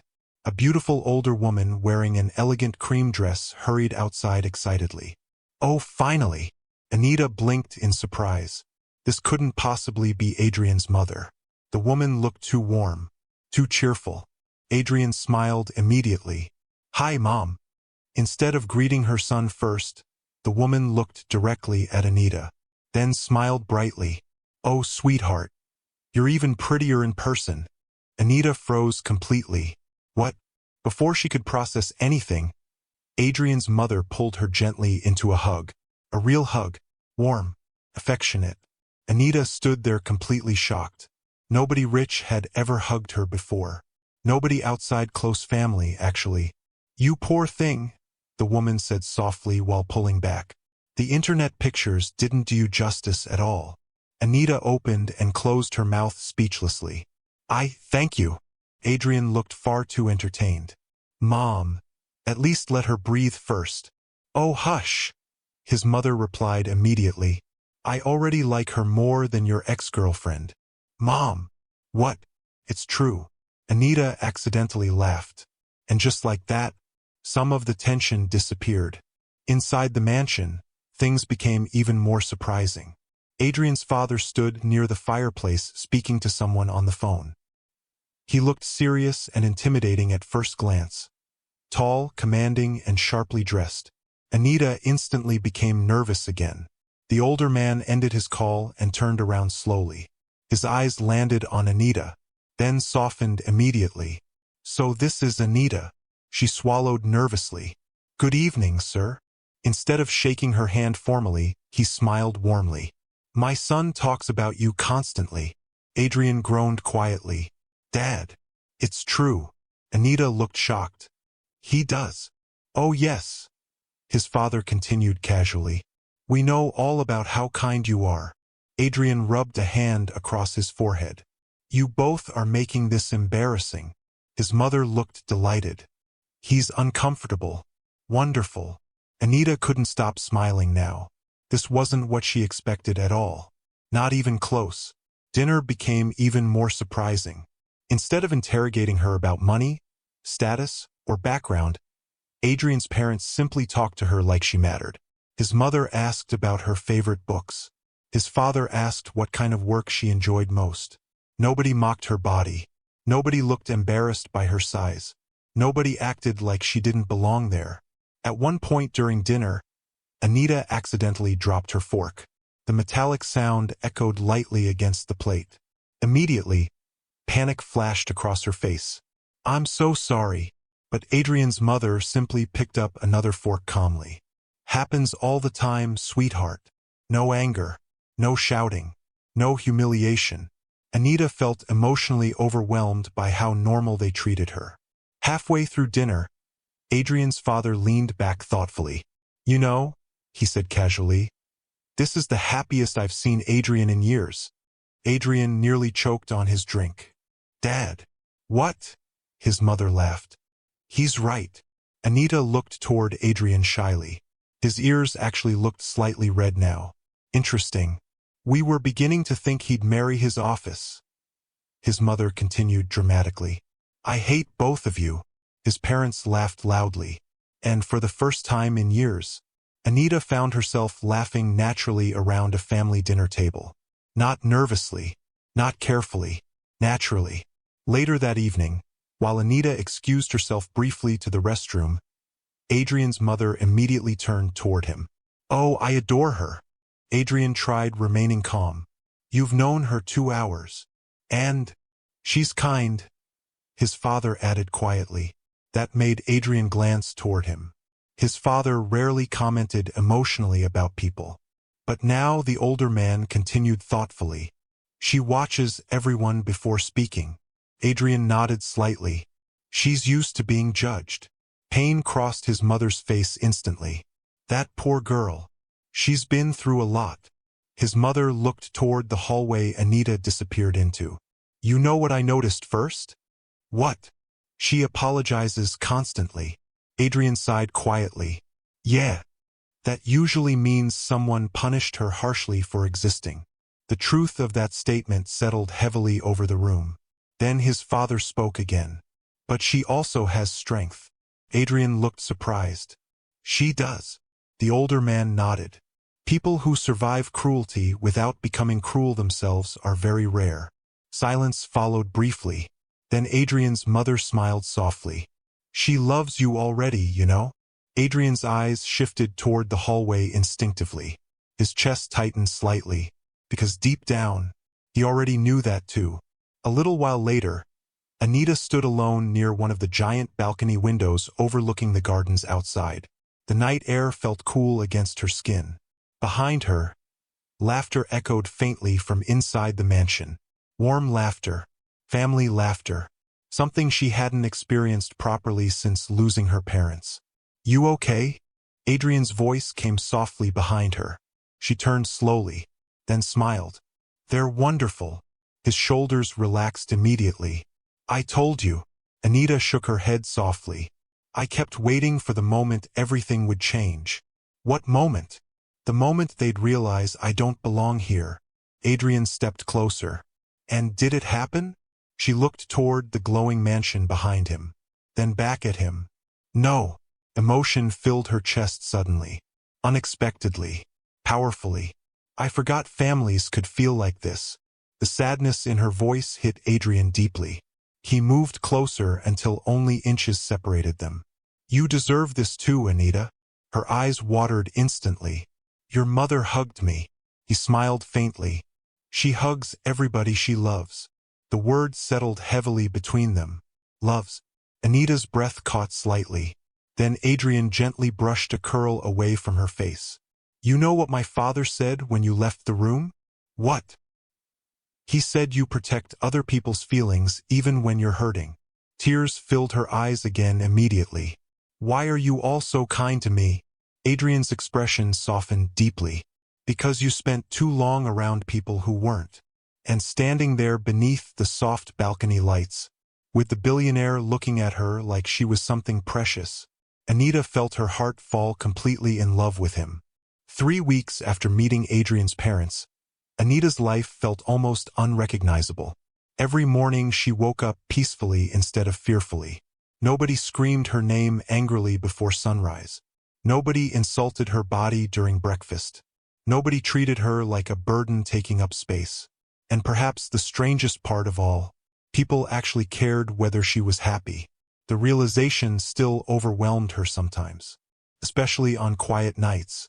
Like tonight, Anita stood in front of the large bedroom mirror inside the apartment, slowly removing her earrings after returning from dinner with Adrian's family. For a moment, she simply stared at her reflection. The woman in the mirror looked softer now, happier, not because her body changed. It hadn't, but because the sadness crushing her spirit for years had finally started lifting. Still, some scars remained too deep to disappear easily. Anita gently touched her own cheek, remembering the slap Uncle Benson gave her the night he threw her out. Her expression dimmed immediately. She still had nightmares sometimes. Dreams where she stood outside in the rain again while the gate slammed shut in front of her. Dreams where everyone laughed at her. Dreams where Adrian eventually realized she wasn't enough and left too. A soft knock interrupted her thoughts. "Come in." The bedroom door opened slowly. Adrian stepped inside wearing black sweatpants and a simple t-shirt, yet somehow still looking unfairly attractive. The moment he saw her face, his expression changed slightly. "You're thinking again." Anita sighed softly. "Is it that obvious now?" "Yes." He walked closer. "What happened?" "Nothing." "That's your lying voice." A small smile tugged at Anita's lips despite herself. "You know me too well already." Adrian stopped directly in front of her. "That's because you wear every emotion on your face." She looked down quietly. "I was just remembering things." His eyes softened immediately. "Your uncle." She nodded slowly. Silence filled the room briefly. Adrian hated hearing about the people who hurt her. Not because he pitied Anita, but because every cruel story explained another insecurity she carried. Why she apologized constantly. Why compliments made her emotional. Why she panicked over small mistakes. Sometimes Adrian wanted to drive to her uncle's house immediately and confront him. But he knew Anita wasn't ready for that. At least not yet. Then suddenly, a thought crossed his mind. And slowly, a very dangerous smile appeared on his face. Anita narrowed her eyes immediately. "That smile means trouble." "Not trouble." "Yes, trouble." Adrian laughed softly. "Okay, maybe a little." She folded her arms suspiciously. "What are you thinking?" Instead of answering immediately, Adrian sat casually on the edge of the bed. Then he looked up at her. "Do you want to visit your uncle?" Anita froze completely. The air left her lungs instantly. "What?" "I'm serious." Her heartbeat quickened nervously. "Why would I ever want to do that?" Adrian leaned back slightly. "Because some people deserve to see the consequences of how they treated others." Anita stared at him speechlessly. "No, no, no." She shook her head quickly. "I don't want to see that house again." Pain flickered briefly across her face. "I don't even want to remember it." Adrian's expression softened. "I understand." "Then why bring it up?" "Because," he said carefully, "you still sound afraid whenever you talk about them." Anita immediately looked away. "I'm not afraid." "Yes, you are." The honesty in his voice irritated her slightly. "You think I'm weak?" "What?" Adrian frowned immediately. "No." "Then why do you keep acting like I need revenge?" He stood and walked closer again. "This isn't about revenge." "Then what is it about?" Adrian's eyes held hers steadily. "It's about you finally understanding your worth." The words hit harder than she expected. Anita swallowed quietly. "You already escaped that life," Adrian continued softly. "But emotionally, part of you still lives there. Her throat tightened instantly, because deep down, she knew he was right. Even now, she still flinched whenever people raised their voices suddenly, still apologized for tiny things, still felt ashamed whenever she ate too much around others, still expected kindness to disappear eventually. Her uncle's cruelty still lived inside her mind. Adrian gently touched her hand. I'm not asking you to fight anybody. Then what are you asking? A slow smile appeared on his face again. I'm asking you to arrive happy. Anita blinked in confusion. What does that mean? You'll see. That answer did not comfort her at all. The next morning, Anita discovered Adrian had already started planning something enormous. She walked downstairs to find Mrs. Taylor speaking excitedly with two stylists while several garment bags hung nearby. Anita stopped immediately. What is all this? Mrs. Taylor smiled brightly. Preparation. For what? Before anyone answered, Adrian entered holding coffee casually. For Saturday. What happens Saturday? Adrian handed her coffee calmly. We're visiting your uncle. Anita nearly dropped the cup. You were serious? Very. No. Yes. Adrian. He looked completely unbothered.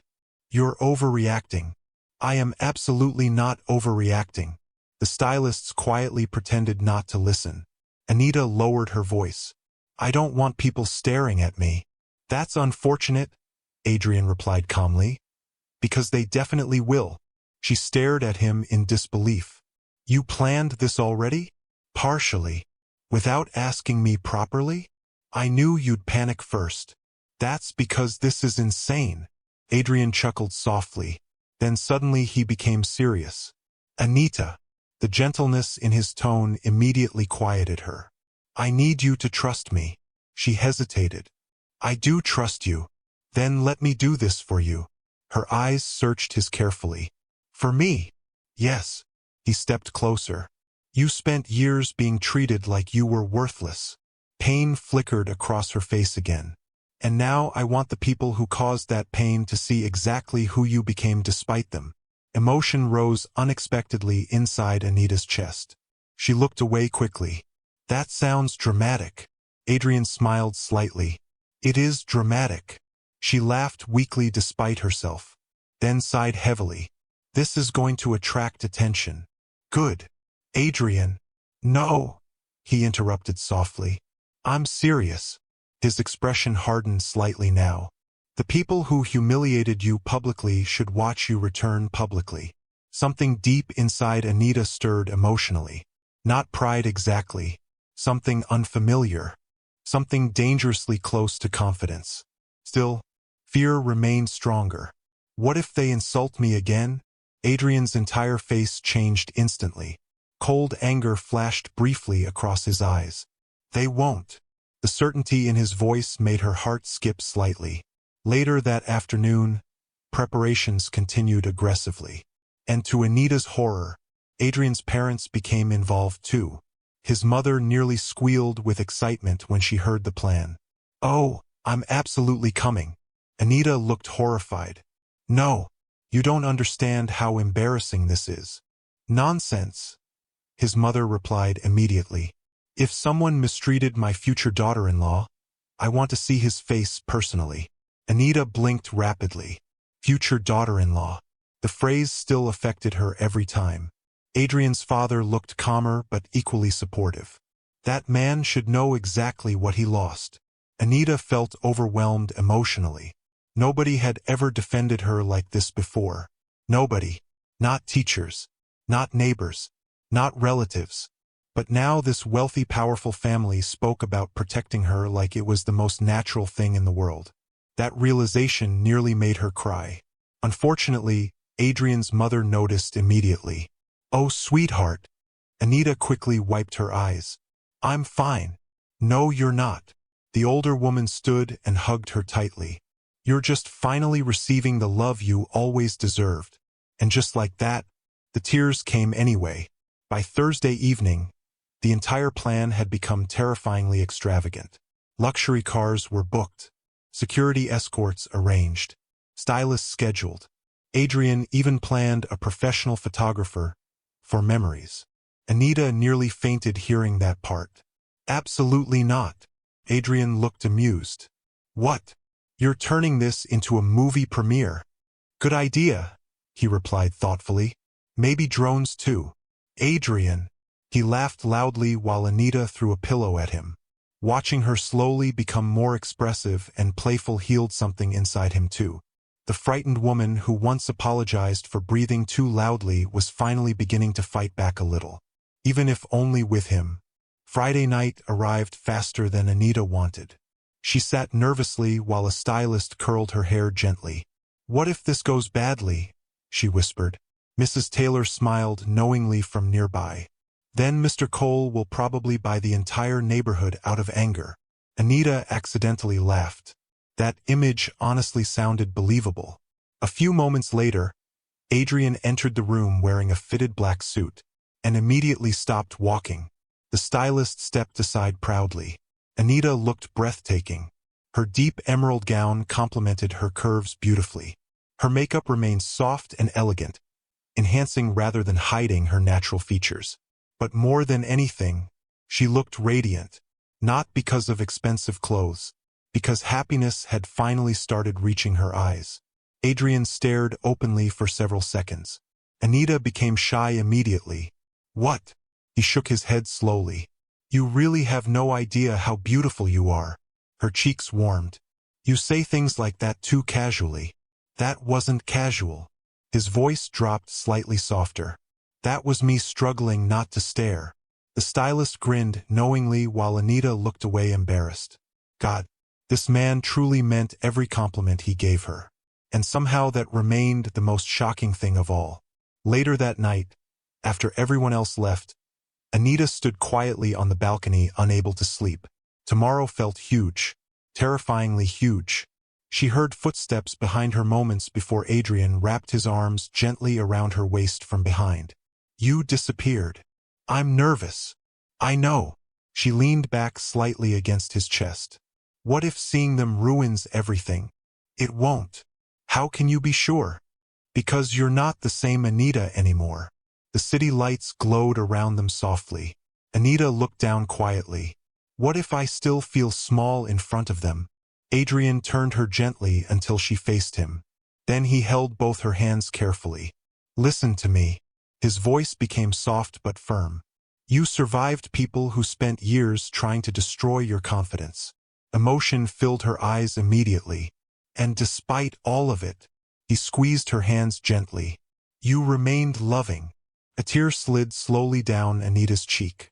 Adrian brushed it away softly. That is strength, Anita. Her breathing trembled slightly. You don't see yourself clearly yet, he whispered. But one day you will.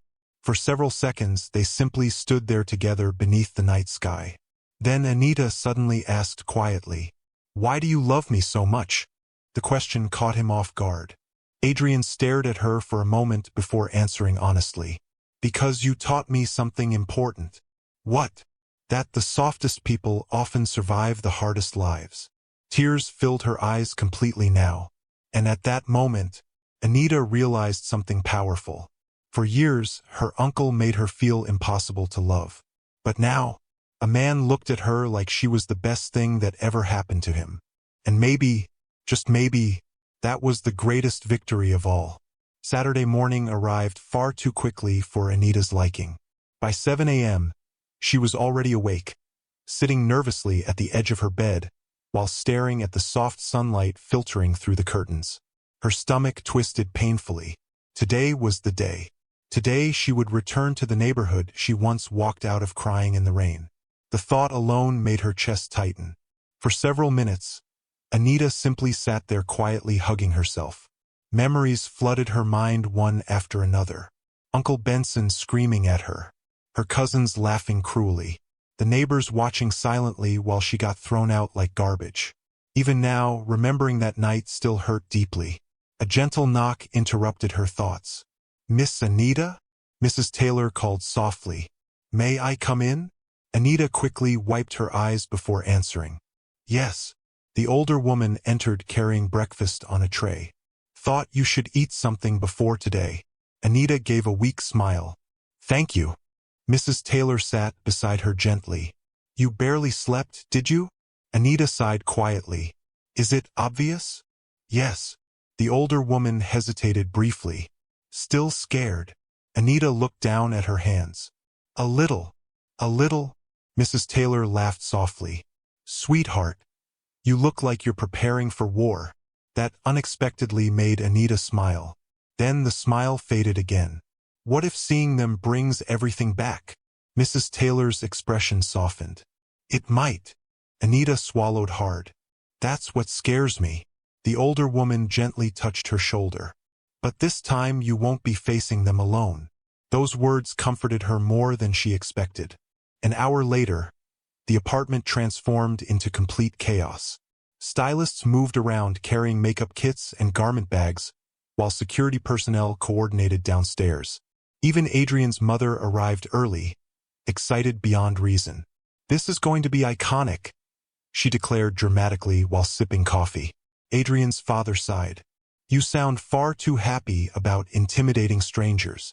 They bullied Anita, his wife replied immediately. I hope they panic. Anita nearly choked on air. Meanwhile, Adrian entered the room already dressed in a perfectly tailored black suit. The moment his eyes landed on Anita, he slowed down slightly. She sat near the vanity mirror, her curls framed her face beautifully, and her makeup remained soft enough to highlight her natural warmth rather than hide it. But despite how beautiful she looked, Adrian immediately noticed the nervousness in her eyes. He walked toward her slowly. Hey! Anita looked up quietly. Hey! You okay? She hesitated. No. Adrian crouched slightly beside her chair. You want to cancel? The question surprised her. You'd let me? Of course. His answer came instantly. Anita stared at him carefully. That was one thing she loved most about Adrian. He never pressured her emotionally, never forced strength onto her. He simply stood beside her until she found it herself. After a long moment, Anita slowly shook her head. No. You sure? She took a deep breath. Yes. Then more quietly, I think I need to do this. A soft smile appeared on Adrian's face. There she is. Anita looked confused. What? The strong woman I keep telling you about. Her cheeks warmed slightly. About 2 hours later, the convoy finally left Adrian's estate. And to Anita's horror, it was even more excessive than she imagined. 5 luxury vehicles, 2 black security SUVs, a sleek Rolls-Royce carrying Adrian and Anita, and another luxury car carrying Adrian's parents. People openly stared everywhere they passed. Some even took pictures. Anita sat stiffly beside Adrian inside the Rolls-Royce while trying not to panic. This is too much. Adrian looked amused. No, this is exactly enough. You're enjoying this. A little. A little? She repeated incredulously. You should have seen your face when you saw the convoy. Anita covered her eyes dramatically. I'm going to die today. No, you're not. You don't understand where we're going. Adrian's expression softened slightly. You're right. He reached over and gently held her hand. I don't. His thumb brushed softly across her fingers. But I understand one thing. What? You deserved better than what they gave you. Emotion tightened in Anita's throat immediately. The city slowly changed outside the windows as they drove farther away from wealthy neighborhoods. Tall buildings disappeared. Roads became rougher. Familiar streets slowly returned. And suddenly, Anita's breathing changed. Adrian noticed instantly. You okay? She stared silently out the window. That store, she whispered softly. What about it? I used to buy bread there sometimes after my uncle refused to feed me. Pain flickered across Adrian's face immediately. A few streets later, Anita saw the small church she once attended as a teenager. Then the old roadside shop where neighborhood women used to gossip about her body whenever she walked by. Everything returned at once. Every humiliation, every lonely walk home, every insult. Her hands began trembling slightly. Adrian squeezed them gently. Look at me. Slowly, Anita turned toward him. You are not that helpless girl anymore. Tears gathered in her eyes instantly. Adrian's voice became softer. You survived them. She nodded weakly. Then finally, the convoy entered her old street, and chaos erupted immediately. Children began running after the luxury cars, screaming excitedly. Neighbors rushed outside their houses in confusion. Women abandoned conversations halfway. Men stood up from roadside chairs instantly. Nobody in the neighborhood had ever seen so many expensive cars enter the street before. What is happening? Who is that?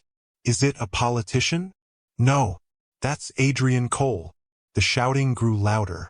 Phones appeared everywhere. People crowded both sides of the street, staring in disbelief. Inside the Rolls-Royce, Anita's heartbeat pounded violently. This didn't feel real. The same neighborhood that once ignored her suffering now stared at her convoy like royalty had arrived.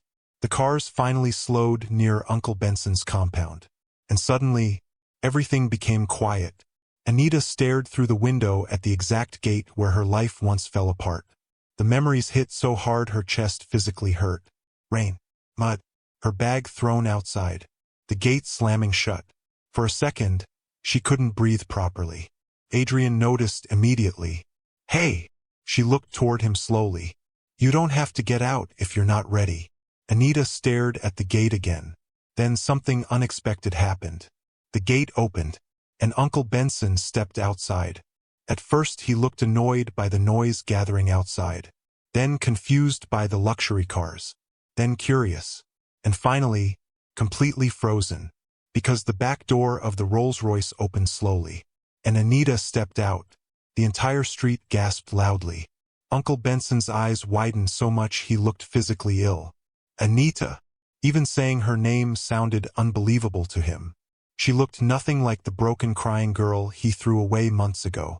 The woman standing before him looked elegant, confident, beautiful, loved. The expensive gown shimmered softly beneath the sunlight while her curls framed her face perfectly.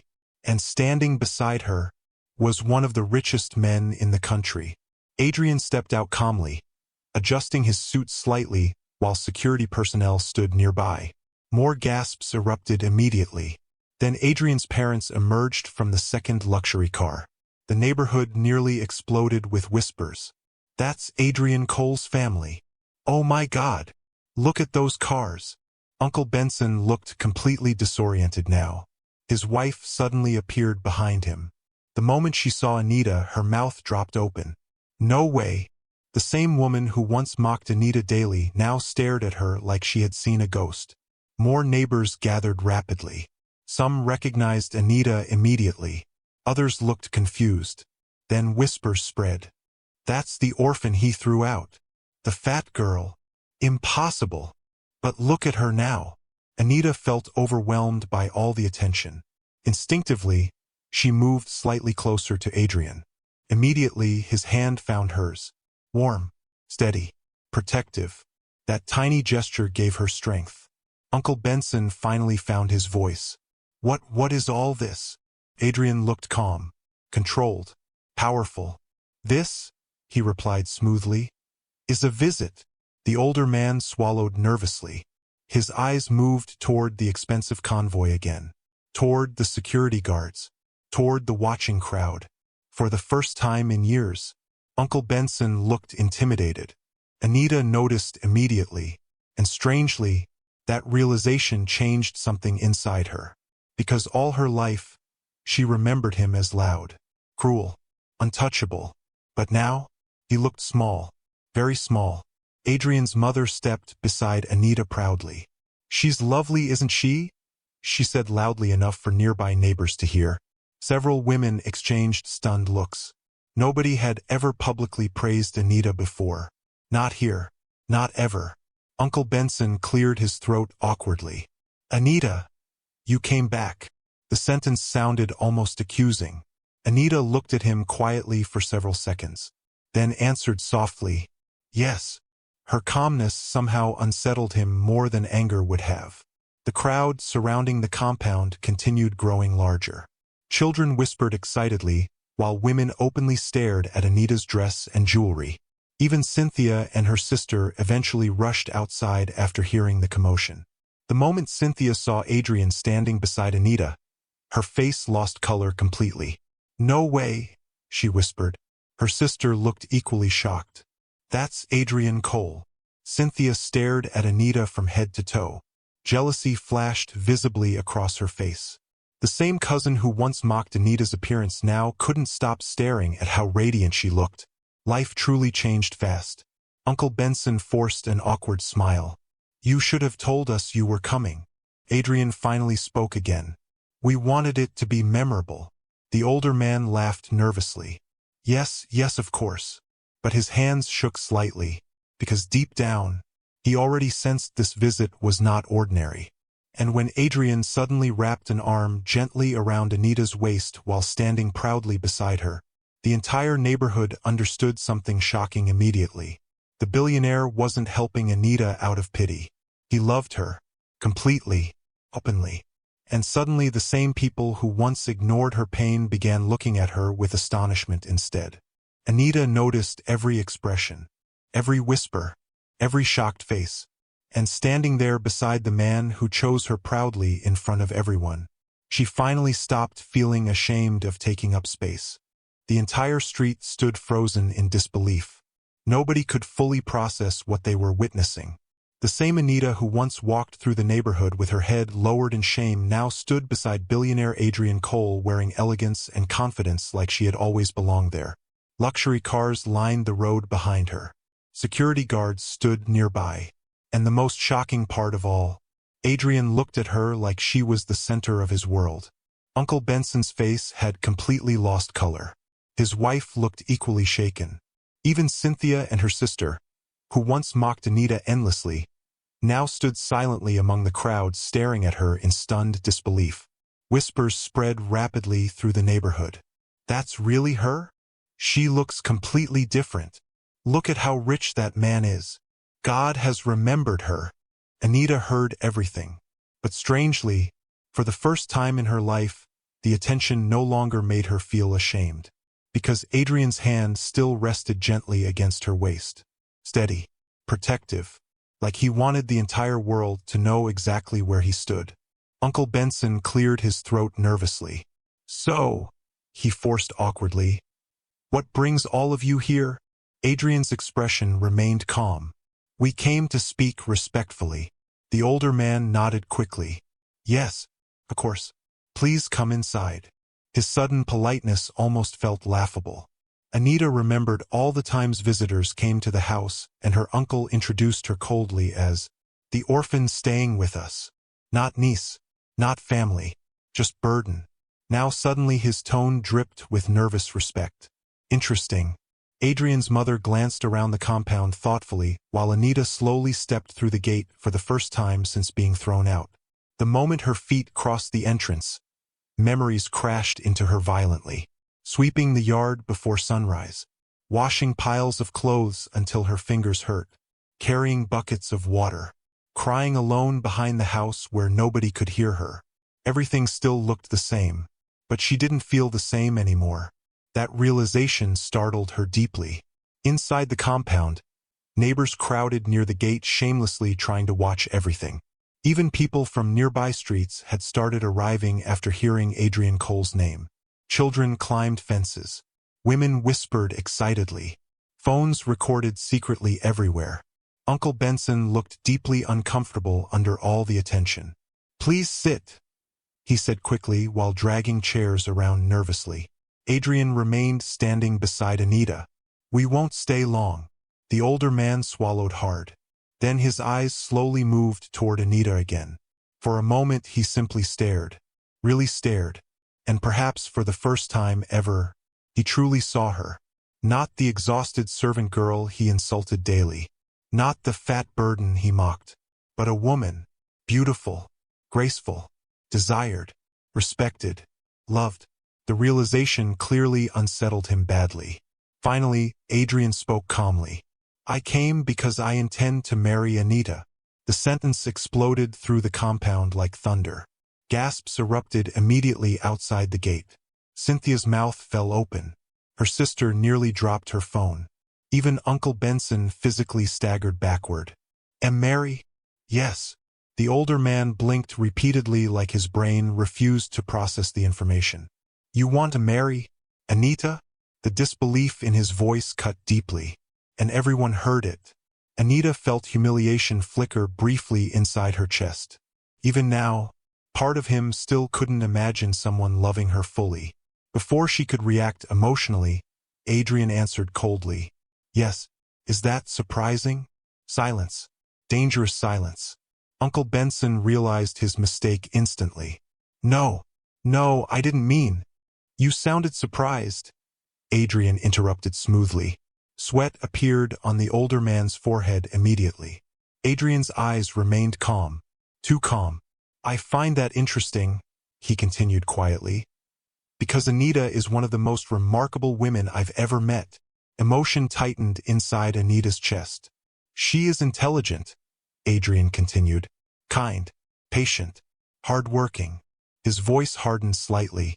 And after learning how she was treated here, honestly, I'm amazed she remained such a good person. The compound became painfully quiet. Nobody moved. Nobody spoke. Because everybody knew exactly what he was implying. Uncle Benson looked trapped now. Cornered. His wife suddenly stepped forward nervously. We took care of her after her parents died. Adrian looked at her. Took care of her? The woman hesitated immediately. Yes. Adrian's jaw tightened slightly. Throwing her into the street during heavy rain is your definition of care? The crowd outside gasped loudly. People started whispering faster now. You threw her out in rain? That wicked man. I remember that night. Uncle Benson's panic visibly increased. No, it wasn't like that. Anita stared at him quietly. Not angry, just watching. And somehow her silence affected him more than shouting would have. Adrian stepped slightly closer now. She told me everything. The older man looked horrified. Every insult, every slap, every humiliation, every cruel comment about her body. Everything. Uncle Benson suddenly looked much older than before. Smaller too, because for years he held power over Anita through fear. But now, that power was gone. Completely gone. Adrian's mother folded her arms tightly. You mocked this girl's appearance while destroying her confidence, she said sharply. His wife immediately lowered her eyes. Adrian's father spoke next, his deep voice calm but firm.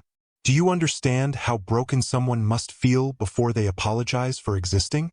That sentence hit Anita unexpectedly hard. Because it was true. She apologized constantly. For eating. For talking. For taking up space. And she never fully realized how abnormal that was until Adrian's family showed her otherwise. Tears suddenly burned her eyes. Uncle Benson noticed immediately. And something inside him finally cracked. Without warning, the older man dropped to his knees. Gasps exploded across the compound. Anita, forgive me. The entire neighborhood went silent instantly. Nobody expected that. Nobody. Uncle Benson looked completely shattered now. I was wrong, he cried desperately. His wife quickly knelt beside him too. We treated you badly. Please forgive us. Cynthia stared in horror.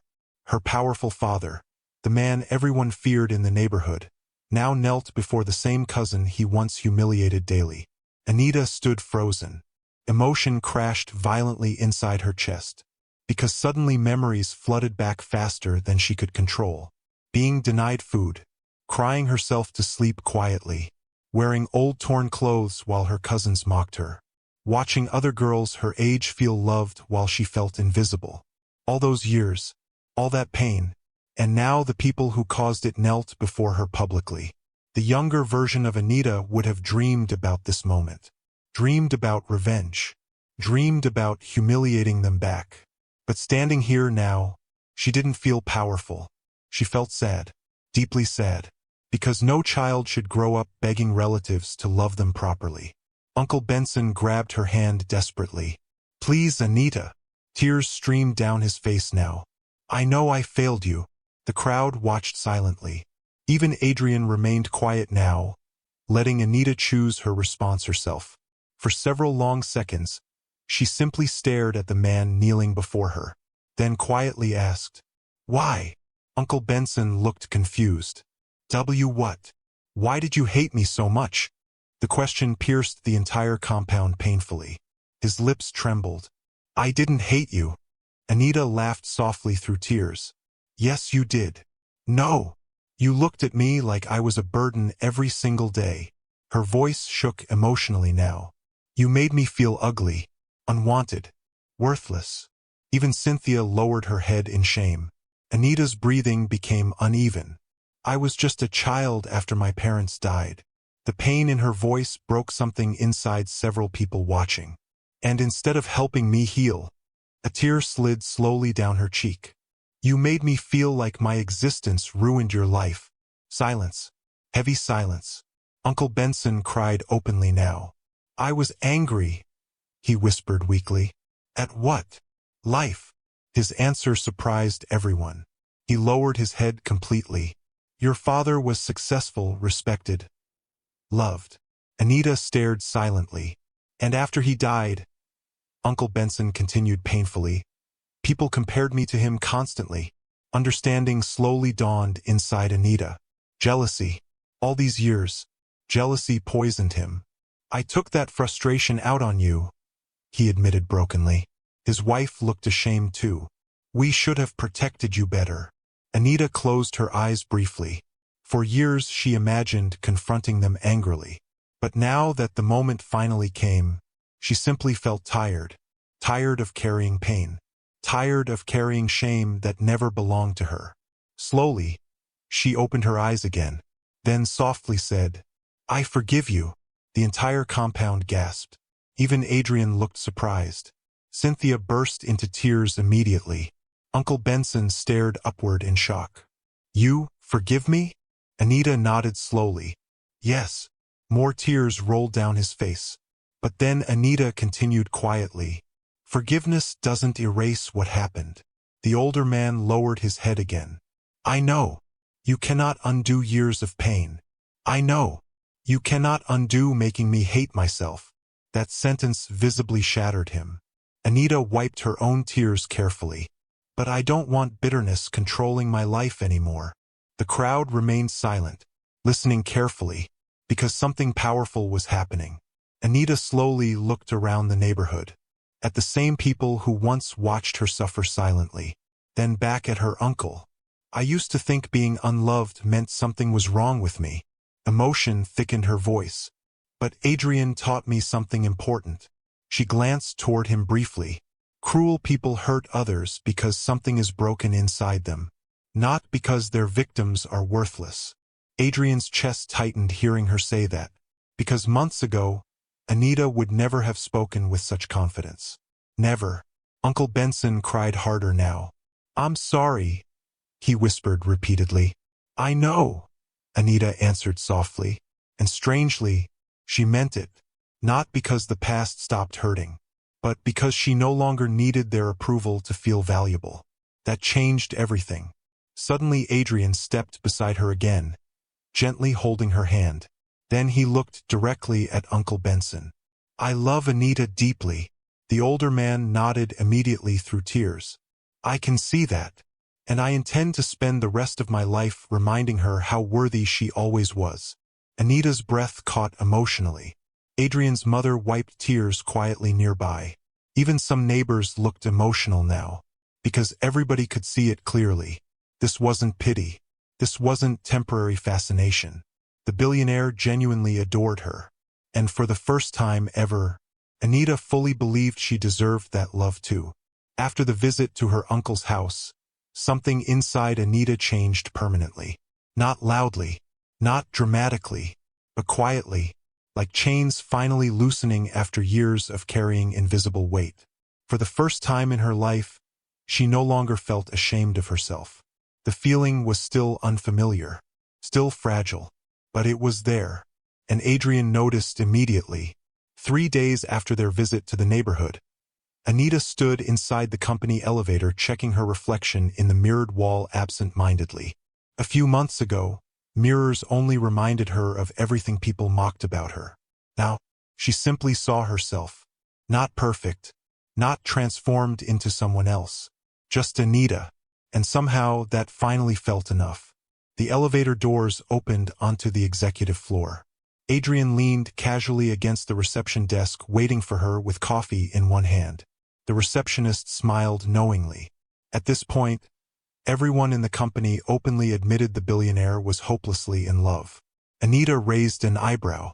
"You're stalking me at work now?" Adrian handed her coffee calmly. "I own the building. Technically, you're the trespasser." She laughed softly. God, he loved that sound. Especially because months ago, hearing her laugh was rare. Now it happened naturally, frequently, beautifully. As they walked together toward his office, employees greeted Anita warmly. Not awkwardly anymore. Not with hidden judgment. Somehow, Anita's kindness had slowly won people over. She remembered birthdays, helped overwhelmed interns, treated cleaners respectfully, brought food for staff during stressful workdays. And over time, people stopped seeing the overweight woman dating the billionaire. They simply saw Anita. That meant more to her than anyone realized. Inside Adrian's office, Anita sat across from him while reviewing project schedules. Or at least pretending to, because Adrian kept staring at her. Finally, she looked up suspiciously. "What?" "Nothing. You're doing that thing again."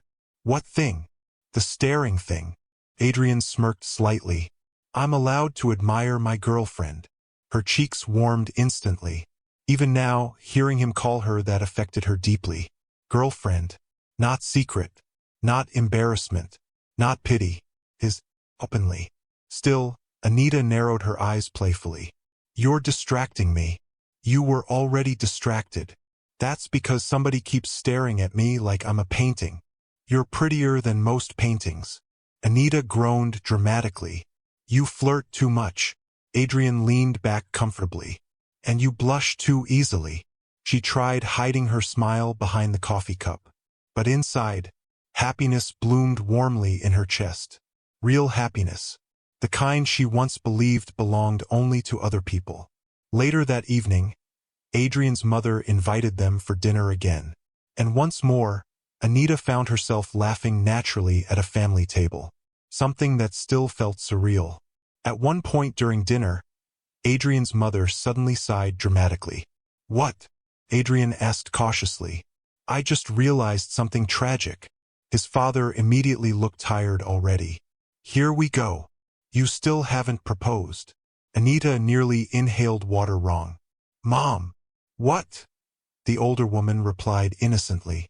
"I'm just saying." Adrian rubbed his forehead. "You're embarrassing everyone." "No," his father corrected calmly. "Only you." Anita laughed so hard she almost cried.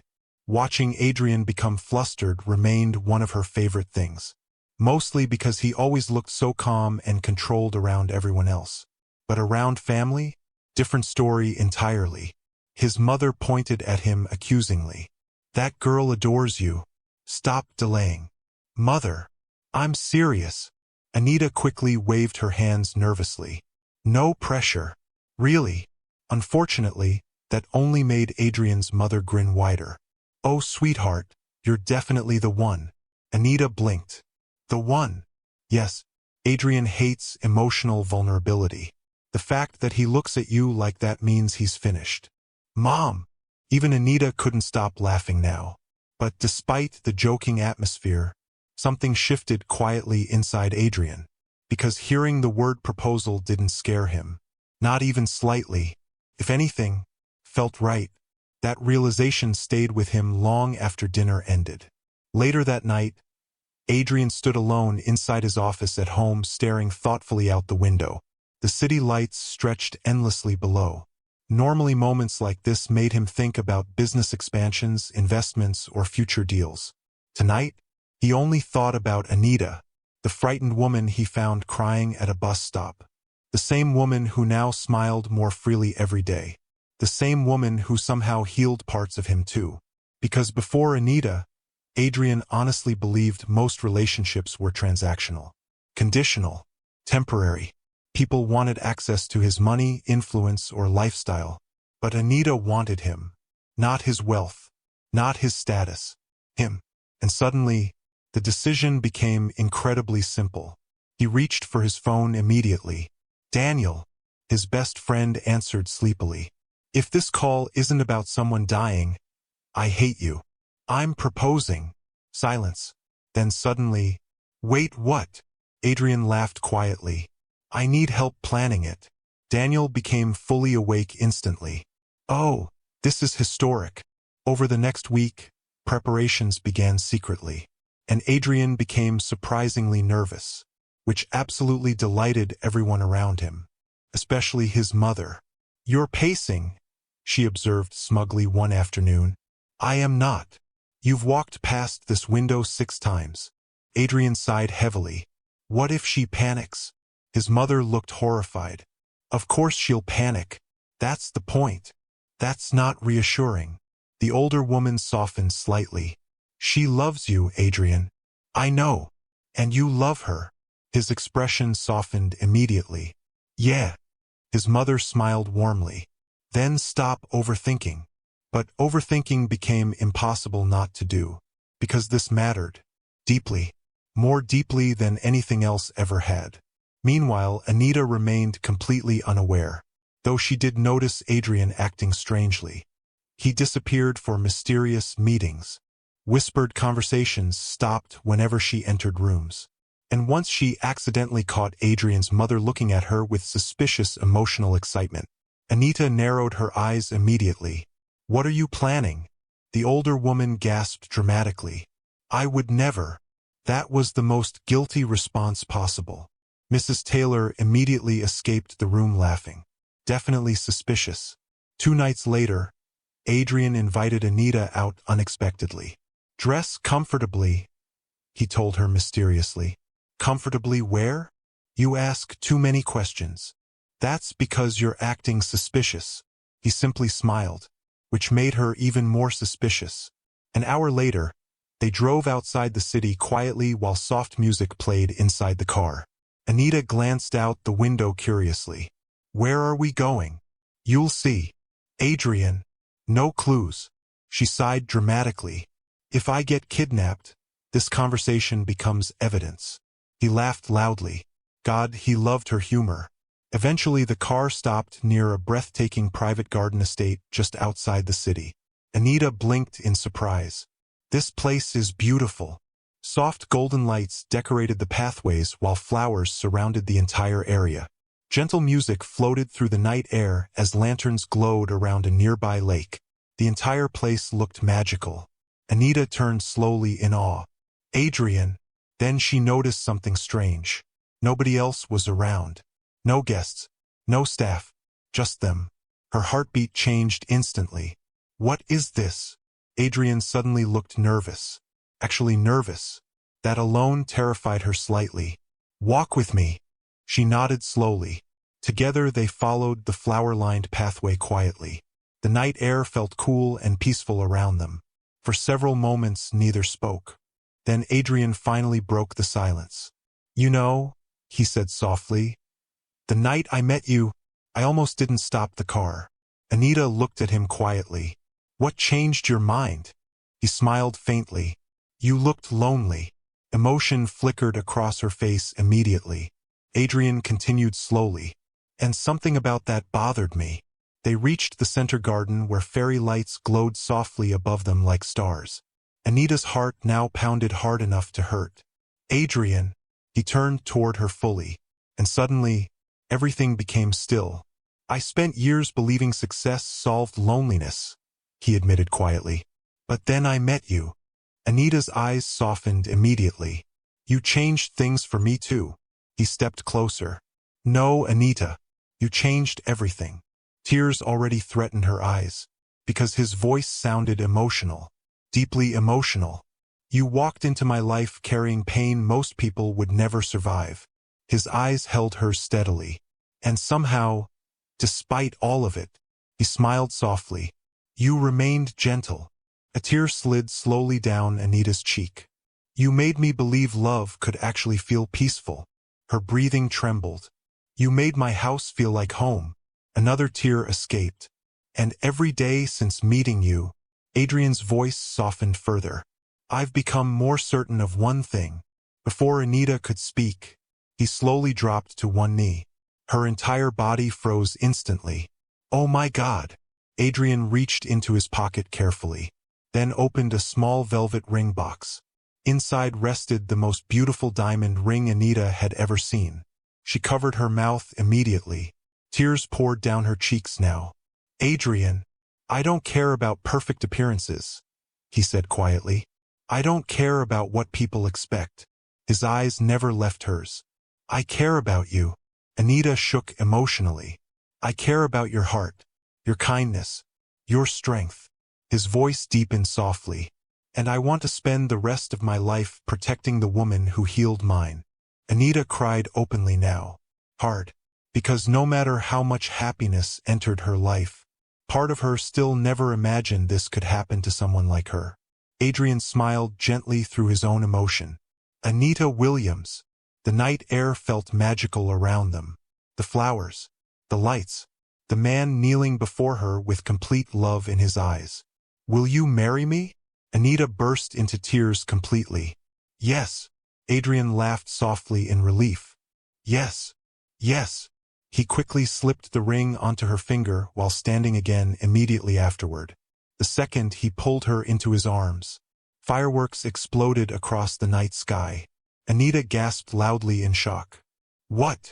Adrian grinned against her hair. A little dramatic? A little? She laughed through tears while fireworks illuminated the sky above them beautifully. Then suddenly she pulled back slightly, staring at him emotionally. You really want forever with me? The question shattered him slightly inside. Because even now, even after everything, part of her still struggled believing she was worthy of permanent love. Adrian gently held her face. Anita. His voice became firm with emotion. I have never been more sure about anything in my life. Fresh tears filled her eyes again. Then finally, she kissed him, softly, deeply, completely, and standing there beneath fireworks and stars, the orphan once made to feel impossible to love finally realized something extraordinary. She was someone's greatest dream come true. The news spread across the country within hours. Billionaire Adrian Cole was getting married.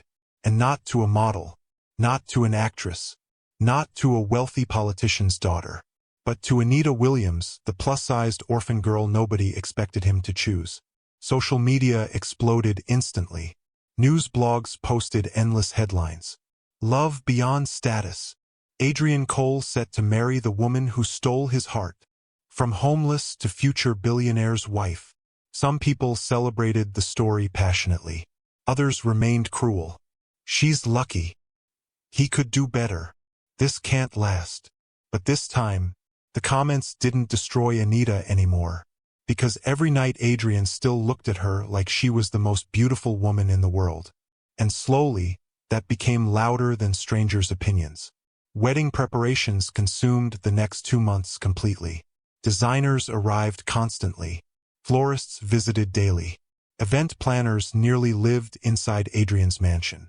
His mother treated the entire wedding like a royal event. This flower arrangement is unacceptable, she declared dramatically one afternoon. Adrian's father sighed heavily from his chair. You've rejected 12 flower arrangements. And I'll reject 13 if necessary. Anita laughed softly from the nearby couch while bridal magazines covered the table around her. Honestly, I think everything already looks beautiful. Adrian's mother pointed at her immediately. That is why you are not in charge. Anita burst into laughter. God, she loved this family. Not because they were wealthy, but because they made loving each other look easy, warm, natural. Something she spent most of her life believing only happened in movies. Across the room, Adrian watched Anita quietly while pretending to check emails. The diamond engagement ring sparkled softly on her finger whenever she moved. And somehow, every time he saw it, he still felt stunned that she said yes. Daniel noticed immediately. You're staring again. Adrian didn't even deny it. Daniel shook his head dramatically. You are finished. Probably. Anita looked up curiously. What are you two whispering about? Daniel grinned wickedly. I'm reminding him he used to claim he'd never marry. Anita raised an eyebrow slowly. Oh really? Adrian immediately glared at his friend. You talk too much. Daniel ignored him completely. This man once said relationships were distractions. Anita gasped dramatically. Wow! Adrian rubbed his forehead tiredly. I regret introducing both of you. But secretly, seeing Anita laugh freely like this healed something inside him every single time. Because months ago, joy looked unfamiliar on her face. Now it lived there naturally. The transformation felt extraordinary to witness. One evening, Anita stood inside her bridal fitting room surrounded by mirrors, while the wedding dress designer adjusted the fabric carefully. The room fell silent for a moment. Then the designer smiled emotionally. You look breathtaking. Anita stared at herself in the mirror quietly. The gown was elegant and timeless, soft white fabric flowing beautifully around her curves instead of hiding them. For years, Anita believed wedding dresses were designed for women smaller than her, women prettier than her, women society approved of. Yet standing here now, she felt beautiful, not despite her body. Inside it, the realization made her emotional instantly. Mrs. Taylor noticed first. Oh, sweetheart. Anita quickly laughed through tears. I'm okay. No, you're not. The older woman walked closer gently. You're overwhelmed. Anita looked back toward the mirror again. I spent years believing nobody would ever look at me and think bride. The room became painfully quiet. Even the designer looked emotional now. Anita touched the dress carefully. I thought love like this happened to other women. Mrs. Taylor's eyes watered immediately. Well, she whispered softly, they were wrong about you. Anita smiled through tears. Yes, she admitted quietly. They were. Meanwhile, elsewhere in the city, Uncle Benson sat nervously inside a tailor's shop while getting measured for his wedding outfit. Life had changed dramatically after Anita's public return to the neighborhood. People treated him differently now. Some criticized him openly. Others constantly reminded him how lucky he was that Anita forgave him. And worst of all, he finally understood exactly how terribly he failed her. The guilt haunted him constantly, especially now, because the same niece he once treated like a burden had personally invited him to her wedding. Despite everything, that kindness broke him more than anger ever could. Back at the mansion, wedding invitations became a massive event on their own. Politicians, celebrities, business executives, influencers, everyone wanted invitations to Adrian Cole's wedding. News stations even discussed possible guest lists online. But Anita cared far less about status. The people who mattered most to her were already there. Adrian, his parents, Mrs. Taylor, the small circle of people who helped rebuild her confidence from nothing. One night, while reviewing seating arrangements, Anita suddenly became quiet. Adrian looked up immediately. What happened? She hesitated. Can I ask you something? Always. Anita played nervously with her engagement ring. Do you ever regret choosing someone like me? The question shattered the peaceful atmosphere instantly. Adrian stared at her in disbelief. Anita, I know it sounds stupid. No, he interrupted softly. It sounds sad. Her eyes lowered immediately, because deep down, part of her still waited for abandonment, still waited for the moment happiness disappeared. Adrian moved beside her on the couch gently. Look at me. Slowly she did. You are not a compromise. Emotion filled her eyes immediately. You are not someone I settled for. His voice deepened softly. You are the best decision I've ever made. A tear slipped down her cheek. Adrian wiped it away carefully. I need you to stop speaking about yourself like you're difficult to love. The sentence hit her deeply, because she had spent most of her life believing exactly that. Difficult to love. Too much. Too big. Too broken. But Adrian shook his head softly. You know what I see when I look at you? What? A woman who survived cruelty and still chose kindness. His forehead rested gently against hers. That is rare, Anita. Her breathing trembled slightly. And I will spend the rest of my life reminding you exactly how precious you are. Tears filled her eyes completely now. Why are you so good to me? Adrian smiled faintly. Because someone should have been years ago. The wedding day finally arrived on a bright, beautiful Saturday morning, and the entire city buzzed with excitement. News vans gathered outside the luxury cathedral before sunrise. Social media live streams exploded. Fashion blogs debated Anita's wedding dress. People everywhere wanted to witness the billionaire wedding everyone had been talking about for months. Inside the bridal suite, controlled chaos erupted. Stylists rushed around. Makeup artists adjusted final details. Bridesmaids moved nervously between rooms. But somehow, despite all the noise, Anita sat unusually quiet near the mirror. Mrs. Taylor noticed immediately. Nervous. Anita laughed softly. A little. That's normal. Anita stared at herself thoughtfully. Today felt unreal. How could life change this much? Months ago she slept crying inside a storage room after being insulted all day. Now, she was about to marry the love of her life. The emotional contrast overwhelmed her. A soft knock interrupted the room. Adrian's mother entered dramatically wearing an elegant gold gown. The moment she saw Anita fully dressed, she froze, then immediately burst into tears. Oh no! Anita laughed emotionally. Don't start. You look so beautiful. The older woman cried openly. That was enough to make Anita emotional too.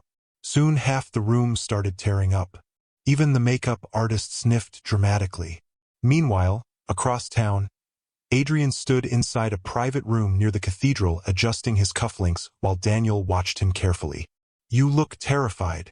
I'm not terrified. You've checked your watch 14 times. Adrian sighed heavily. What if she changes her mind? Daniel stared at him. She's literally obsessed with you. That's not reassuring. His friend laughed loudly. You're actually in love. Adrian looked toward the cathedral doors quietly. Yeah. The answer came easily now. No fear. No hesitation. Just certainty. Minutes later, the cathedral filled completely.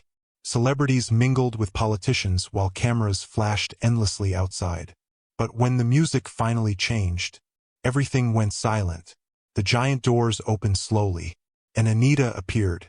A collective gasp spread through the cathedral instantly. She looked breathtaking. Not because she suddenly transformed into someone else. Not because she became thinner. Not because she fit society's beauty standards. But because happiness radiated from her completely. The elegant gown flowed beautifully around her curves, while tears shimmered softly in her eyes. And Adrian forgot how to breathe. Daniel whispered beside him. Oh, you're gone. Adrian barely heard him. Because the moment Anita looked at him from across the aisle, everything else disappeared. The guests, the cameras, the noise. Nothing existed except her. Anita slowly walked forward while soft music filled the cathedral. And with every step, old versions of herself seemed to disappear behind her. The frightened orphan. The girl mocked for her body. The woman convinced nobody would ever truly choose her. Gone. Because the man waiting at the altar looked at her like she was the greatest thing he had ever seen. When Anita finally reached him, Adrian took her hands gently. His eyes already looked emotional. You're staring again, she whispered shakily. You're beautiful, he whispered back immediately. She laughed softly through tears. The ceremony began. And for the first time in her life, Anita felt completely wanted, completely loved, completely safe. When it came time for vows, Adrian spoke first. His voice remained calm initially, then emotional halfway through. You came into my life when neither of us expected it. Anita's eyes filled instantly. And somehow, you taught me that love isn't about perfection. His thumb brushed softly across her fingers. It's about peace. Tears rolled down Anita's cheeks now. You made my life softer, warmer, happier. His voice cracked slightly. And I promise to spend every day reminding you that you were always worthy of being loved completely. Half the cathedral cried immediately. Even Adrian's father secretly wiped his eyes. Then Anita spoke. and her voice trembled emotionally from the very beginning. For years, I thought love was something other people deserved. Adrian's chest tightened painfully. But then you found me. Fresh tears streamed down her face. You looked at me when the world taught me to hide. The cathedral became completely silent. And instead of asking me to become smaller, she smiled softly through tears. You loved me loudly. Adrian closed his eyes briefly, emotional himself now. Anita squeezed his hands gently. You gave me back my confidence. Her voice broke. You gave me back myself. Not a single dry eye remained inside the cathedral. And when the officiant finally pronounced them husband and wife, the applause nearly shook the building. Adrian immediately pulled Anita into his arms and kissed her deeply while cameras flashed everywhere around them. But neither noticed, because after everything they survived to find each other, nothing else mattered anymore. The wedding became the talk of the country for months. Television stations replayed clips from the ceremony endlessly. Social media flooded with pictures of Anita's breathtaking gown and Adrian's emotional reaction at the altar. People debated their love story everywhere. Some called it a fairy tale. Others called it destiny. But those closest to them knew the truth. Their story wasn't perfect because life suddenly became easy. It was beautiful because two broken people found healing in each other. And after the wedding ended, real life finally began. The first morning Anita woke up as Mrs. Anita Cole felt strangely emotional. Soft sunlight spilled through the giant bedroom windows while birds chirped faintly outside. For a few seconds, she simply lay there quietly staring at the ceiling. Then reality slowly settled in. She was married. Actually married. A sleepy voice beside her interrupted her thoughts. Why are you awake so early? Anita turned slightly. Adrian lay beside her with messy hair and tired eyes, somehow still looking unfairly handsome. A soft smile touched her lips immediately. I couldn't sleep. He reached for her lazily. Come back here. She laughed softly as he pulled her gently against his chest. The warmth of his embrace instantly calmed her racing thoughts. Neither spoke for a while. They simply stayed there together peacefully. And honestly, moments like this became Anita's favorite part of marriage. Not the luxury, not the fame, not the expensive vacations. Just this. Quiet mornings wrapped safely in love. Eventually Adrian kissed the top of her head softly. You okay? Anita nodded against him. I think I'm still shocked. About what? That this is real. His arms tightened slightly around her. Well, he murmured sleepily. You're stuck with me now. She laughed quietly. Poor you. Very poor me, he agreed dramatically. Married to the most beautiful woman alive. Anita groaned immediately. You start flirting before breakfast? I'm committed to the lifestyle. That made her laugh harder. And hearing that sound first thing every morning quickly became Adrian's favorite addiction. Married life suited them surprisingly well. Better than either expected. Anita brought warmth into Adrian's previously quiet mansion. She filled empty spaces with laughter, fresh flowers, music, and warmth. The staff adored her completely, not because she was rich now, but because she treated everyone kindly regardless of status. She remembered birthdays, asked about sick relatives, helped staff members secretly pay school fees for their children. And slowly, the mansion stopped feeling like a luxurious building. It became a home. One afternoon, Adrian returned from work earlier than expected. The moment he entered the living room, he stopped in confusion. The entire space was covered with papers, notebooks, and folders. Anita sat cross-legged on the carpet surrounded by documents while typing furiously on a laptop. He raised an eyebrow. Should I be concerned? She looked up excitedly. No. That response somehow concerns me more. Anita laughed softly. Come here. Curious? Adrian walked closer and sat beside her. What's all this? Her expression softened slightly. I've been thinking. Dangerous start already. She nudged him lightly. I'm serious. Okay. Anita looked down at the papers thoughtfully. I keep thinking about girls like me. His face softened immediately. Anita, there are so many people suffering quietly. Pain flickered briefly across her expression. Girls who feel ugly because people keep insulting them. Her voice became quieter. Girls with nowhere safe to go. Adrian listened silently, because nobody understood Anita's compassion better than he did. She never forgot where she came from. Never. I want to help them, she whispered softly. Emotion tightened inside Adrian's chest instantly. What are you planning? Anita looked up nervously. You'll probably think it's too ambitious. Try me. She took a deep breath. I want to build shelters. Adrian blinked. For homeless women and orphans. Her eyes grew emotional now. I know what it feels like to believe nobody cares whether you survive. The room became very quiet. Anita swallowed hard. And I don't want other girls feeling that alone. For several seconds Adrian simply stared at her. Then slowly, he smiled. Not a small smile. Proud one. Marry me again. Anita burst into laughter. What? I'm serious. He gently held her hand. You survived cruelty and still became this soft. His eyes warmed deeply. That's extraordinary.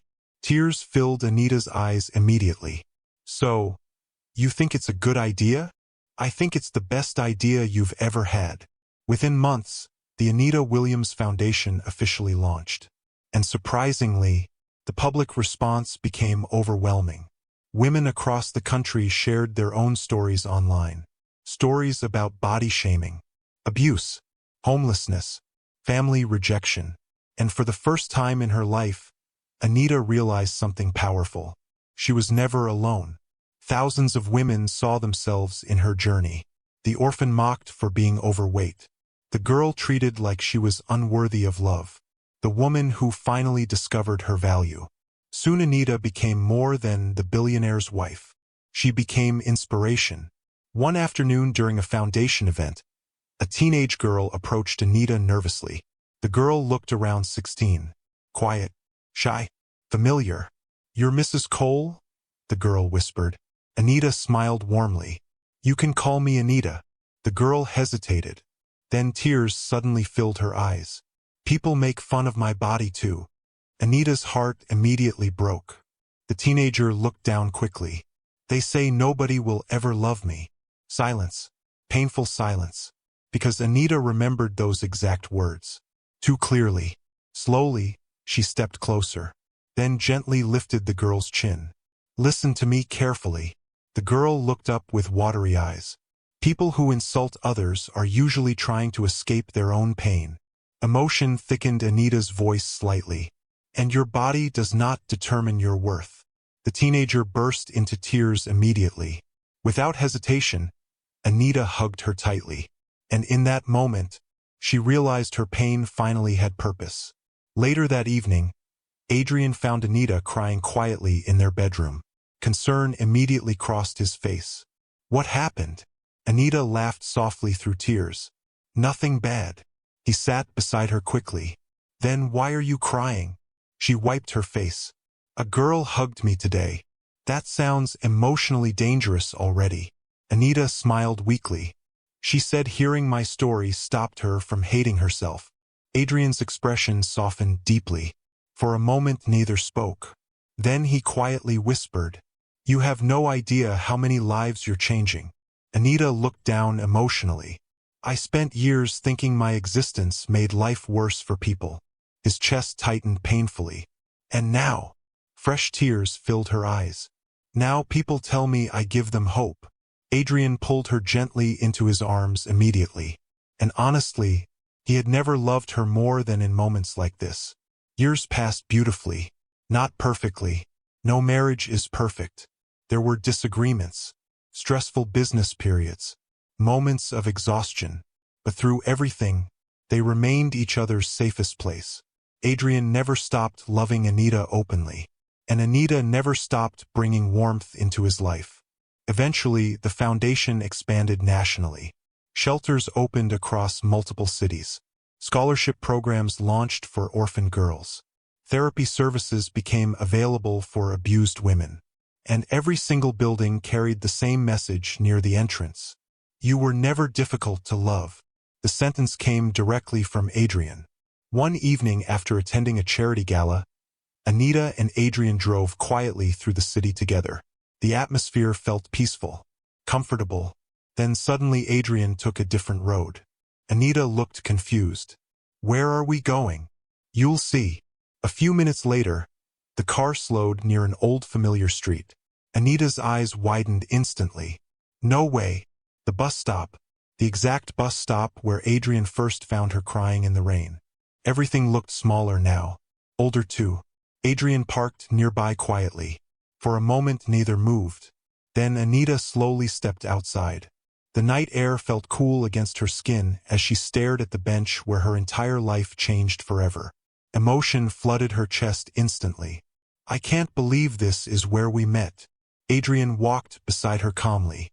You looked ready to fight the universe. She laughed softly. I looked terrible. You looked sad. His voice grew quieter. And I hated that immediately. Anita smiled emotionally. Back then she felt invisible, forgotten, worthless. And now? Now she stood here loved completely by the man beside her. Life truly changed strangely sometimes. Anita slowly sat on the same old bench. Adrian joined her. Silence settled comfortably between them while city lights glowed softly around them. Then Anita spoke quietly. You know something scary? What? If your car never stopped that night. Her voice faded. Because honestly, she didn't know where life would have taken her. Adrian gently took her hand. But it did stop. She looked at him.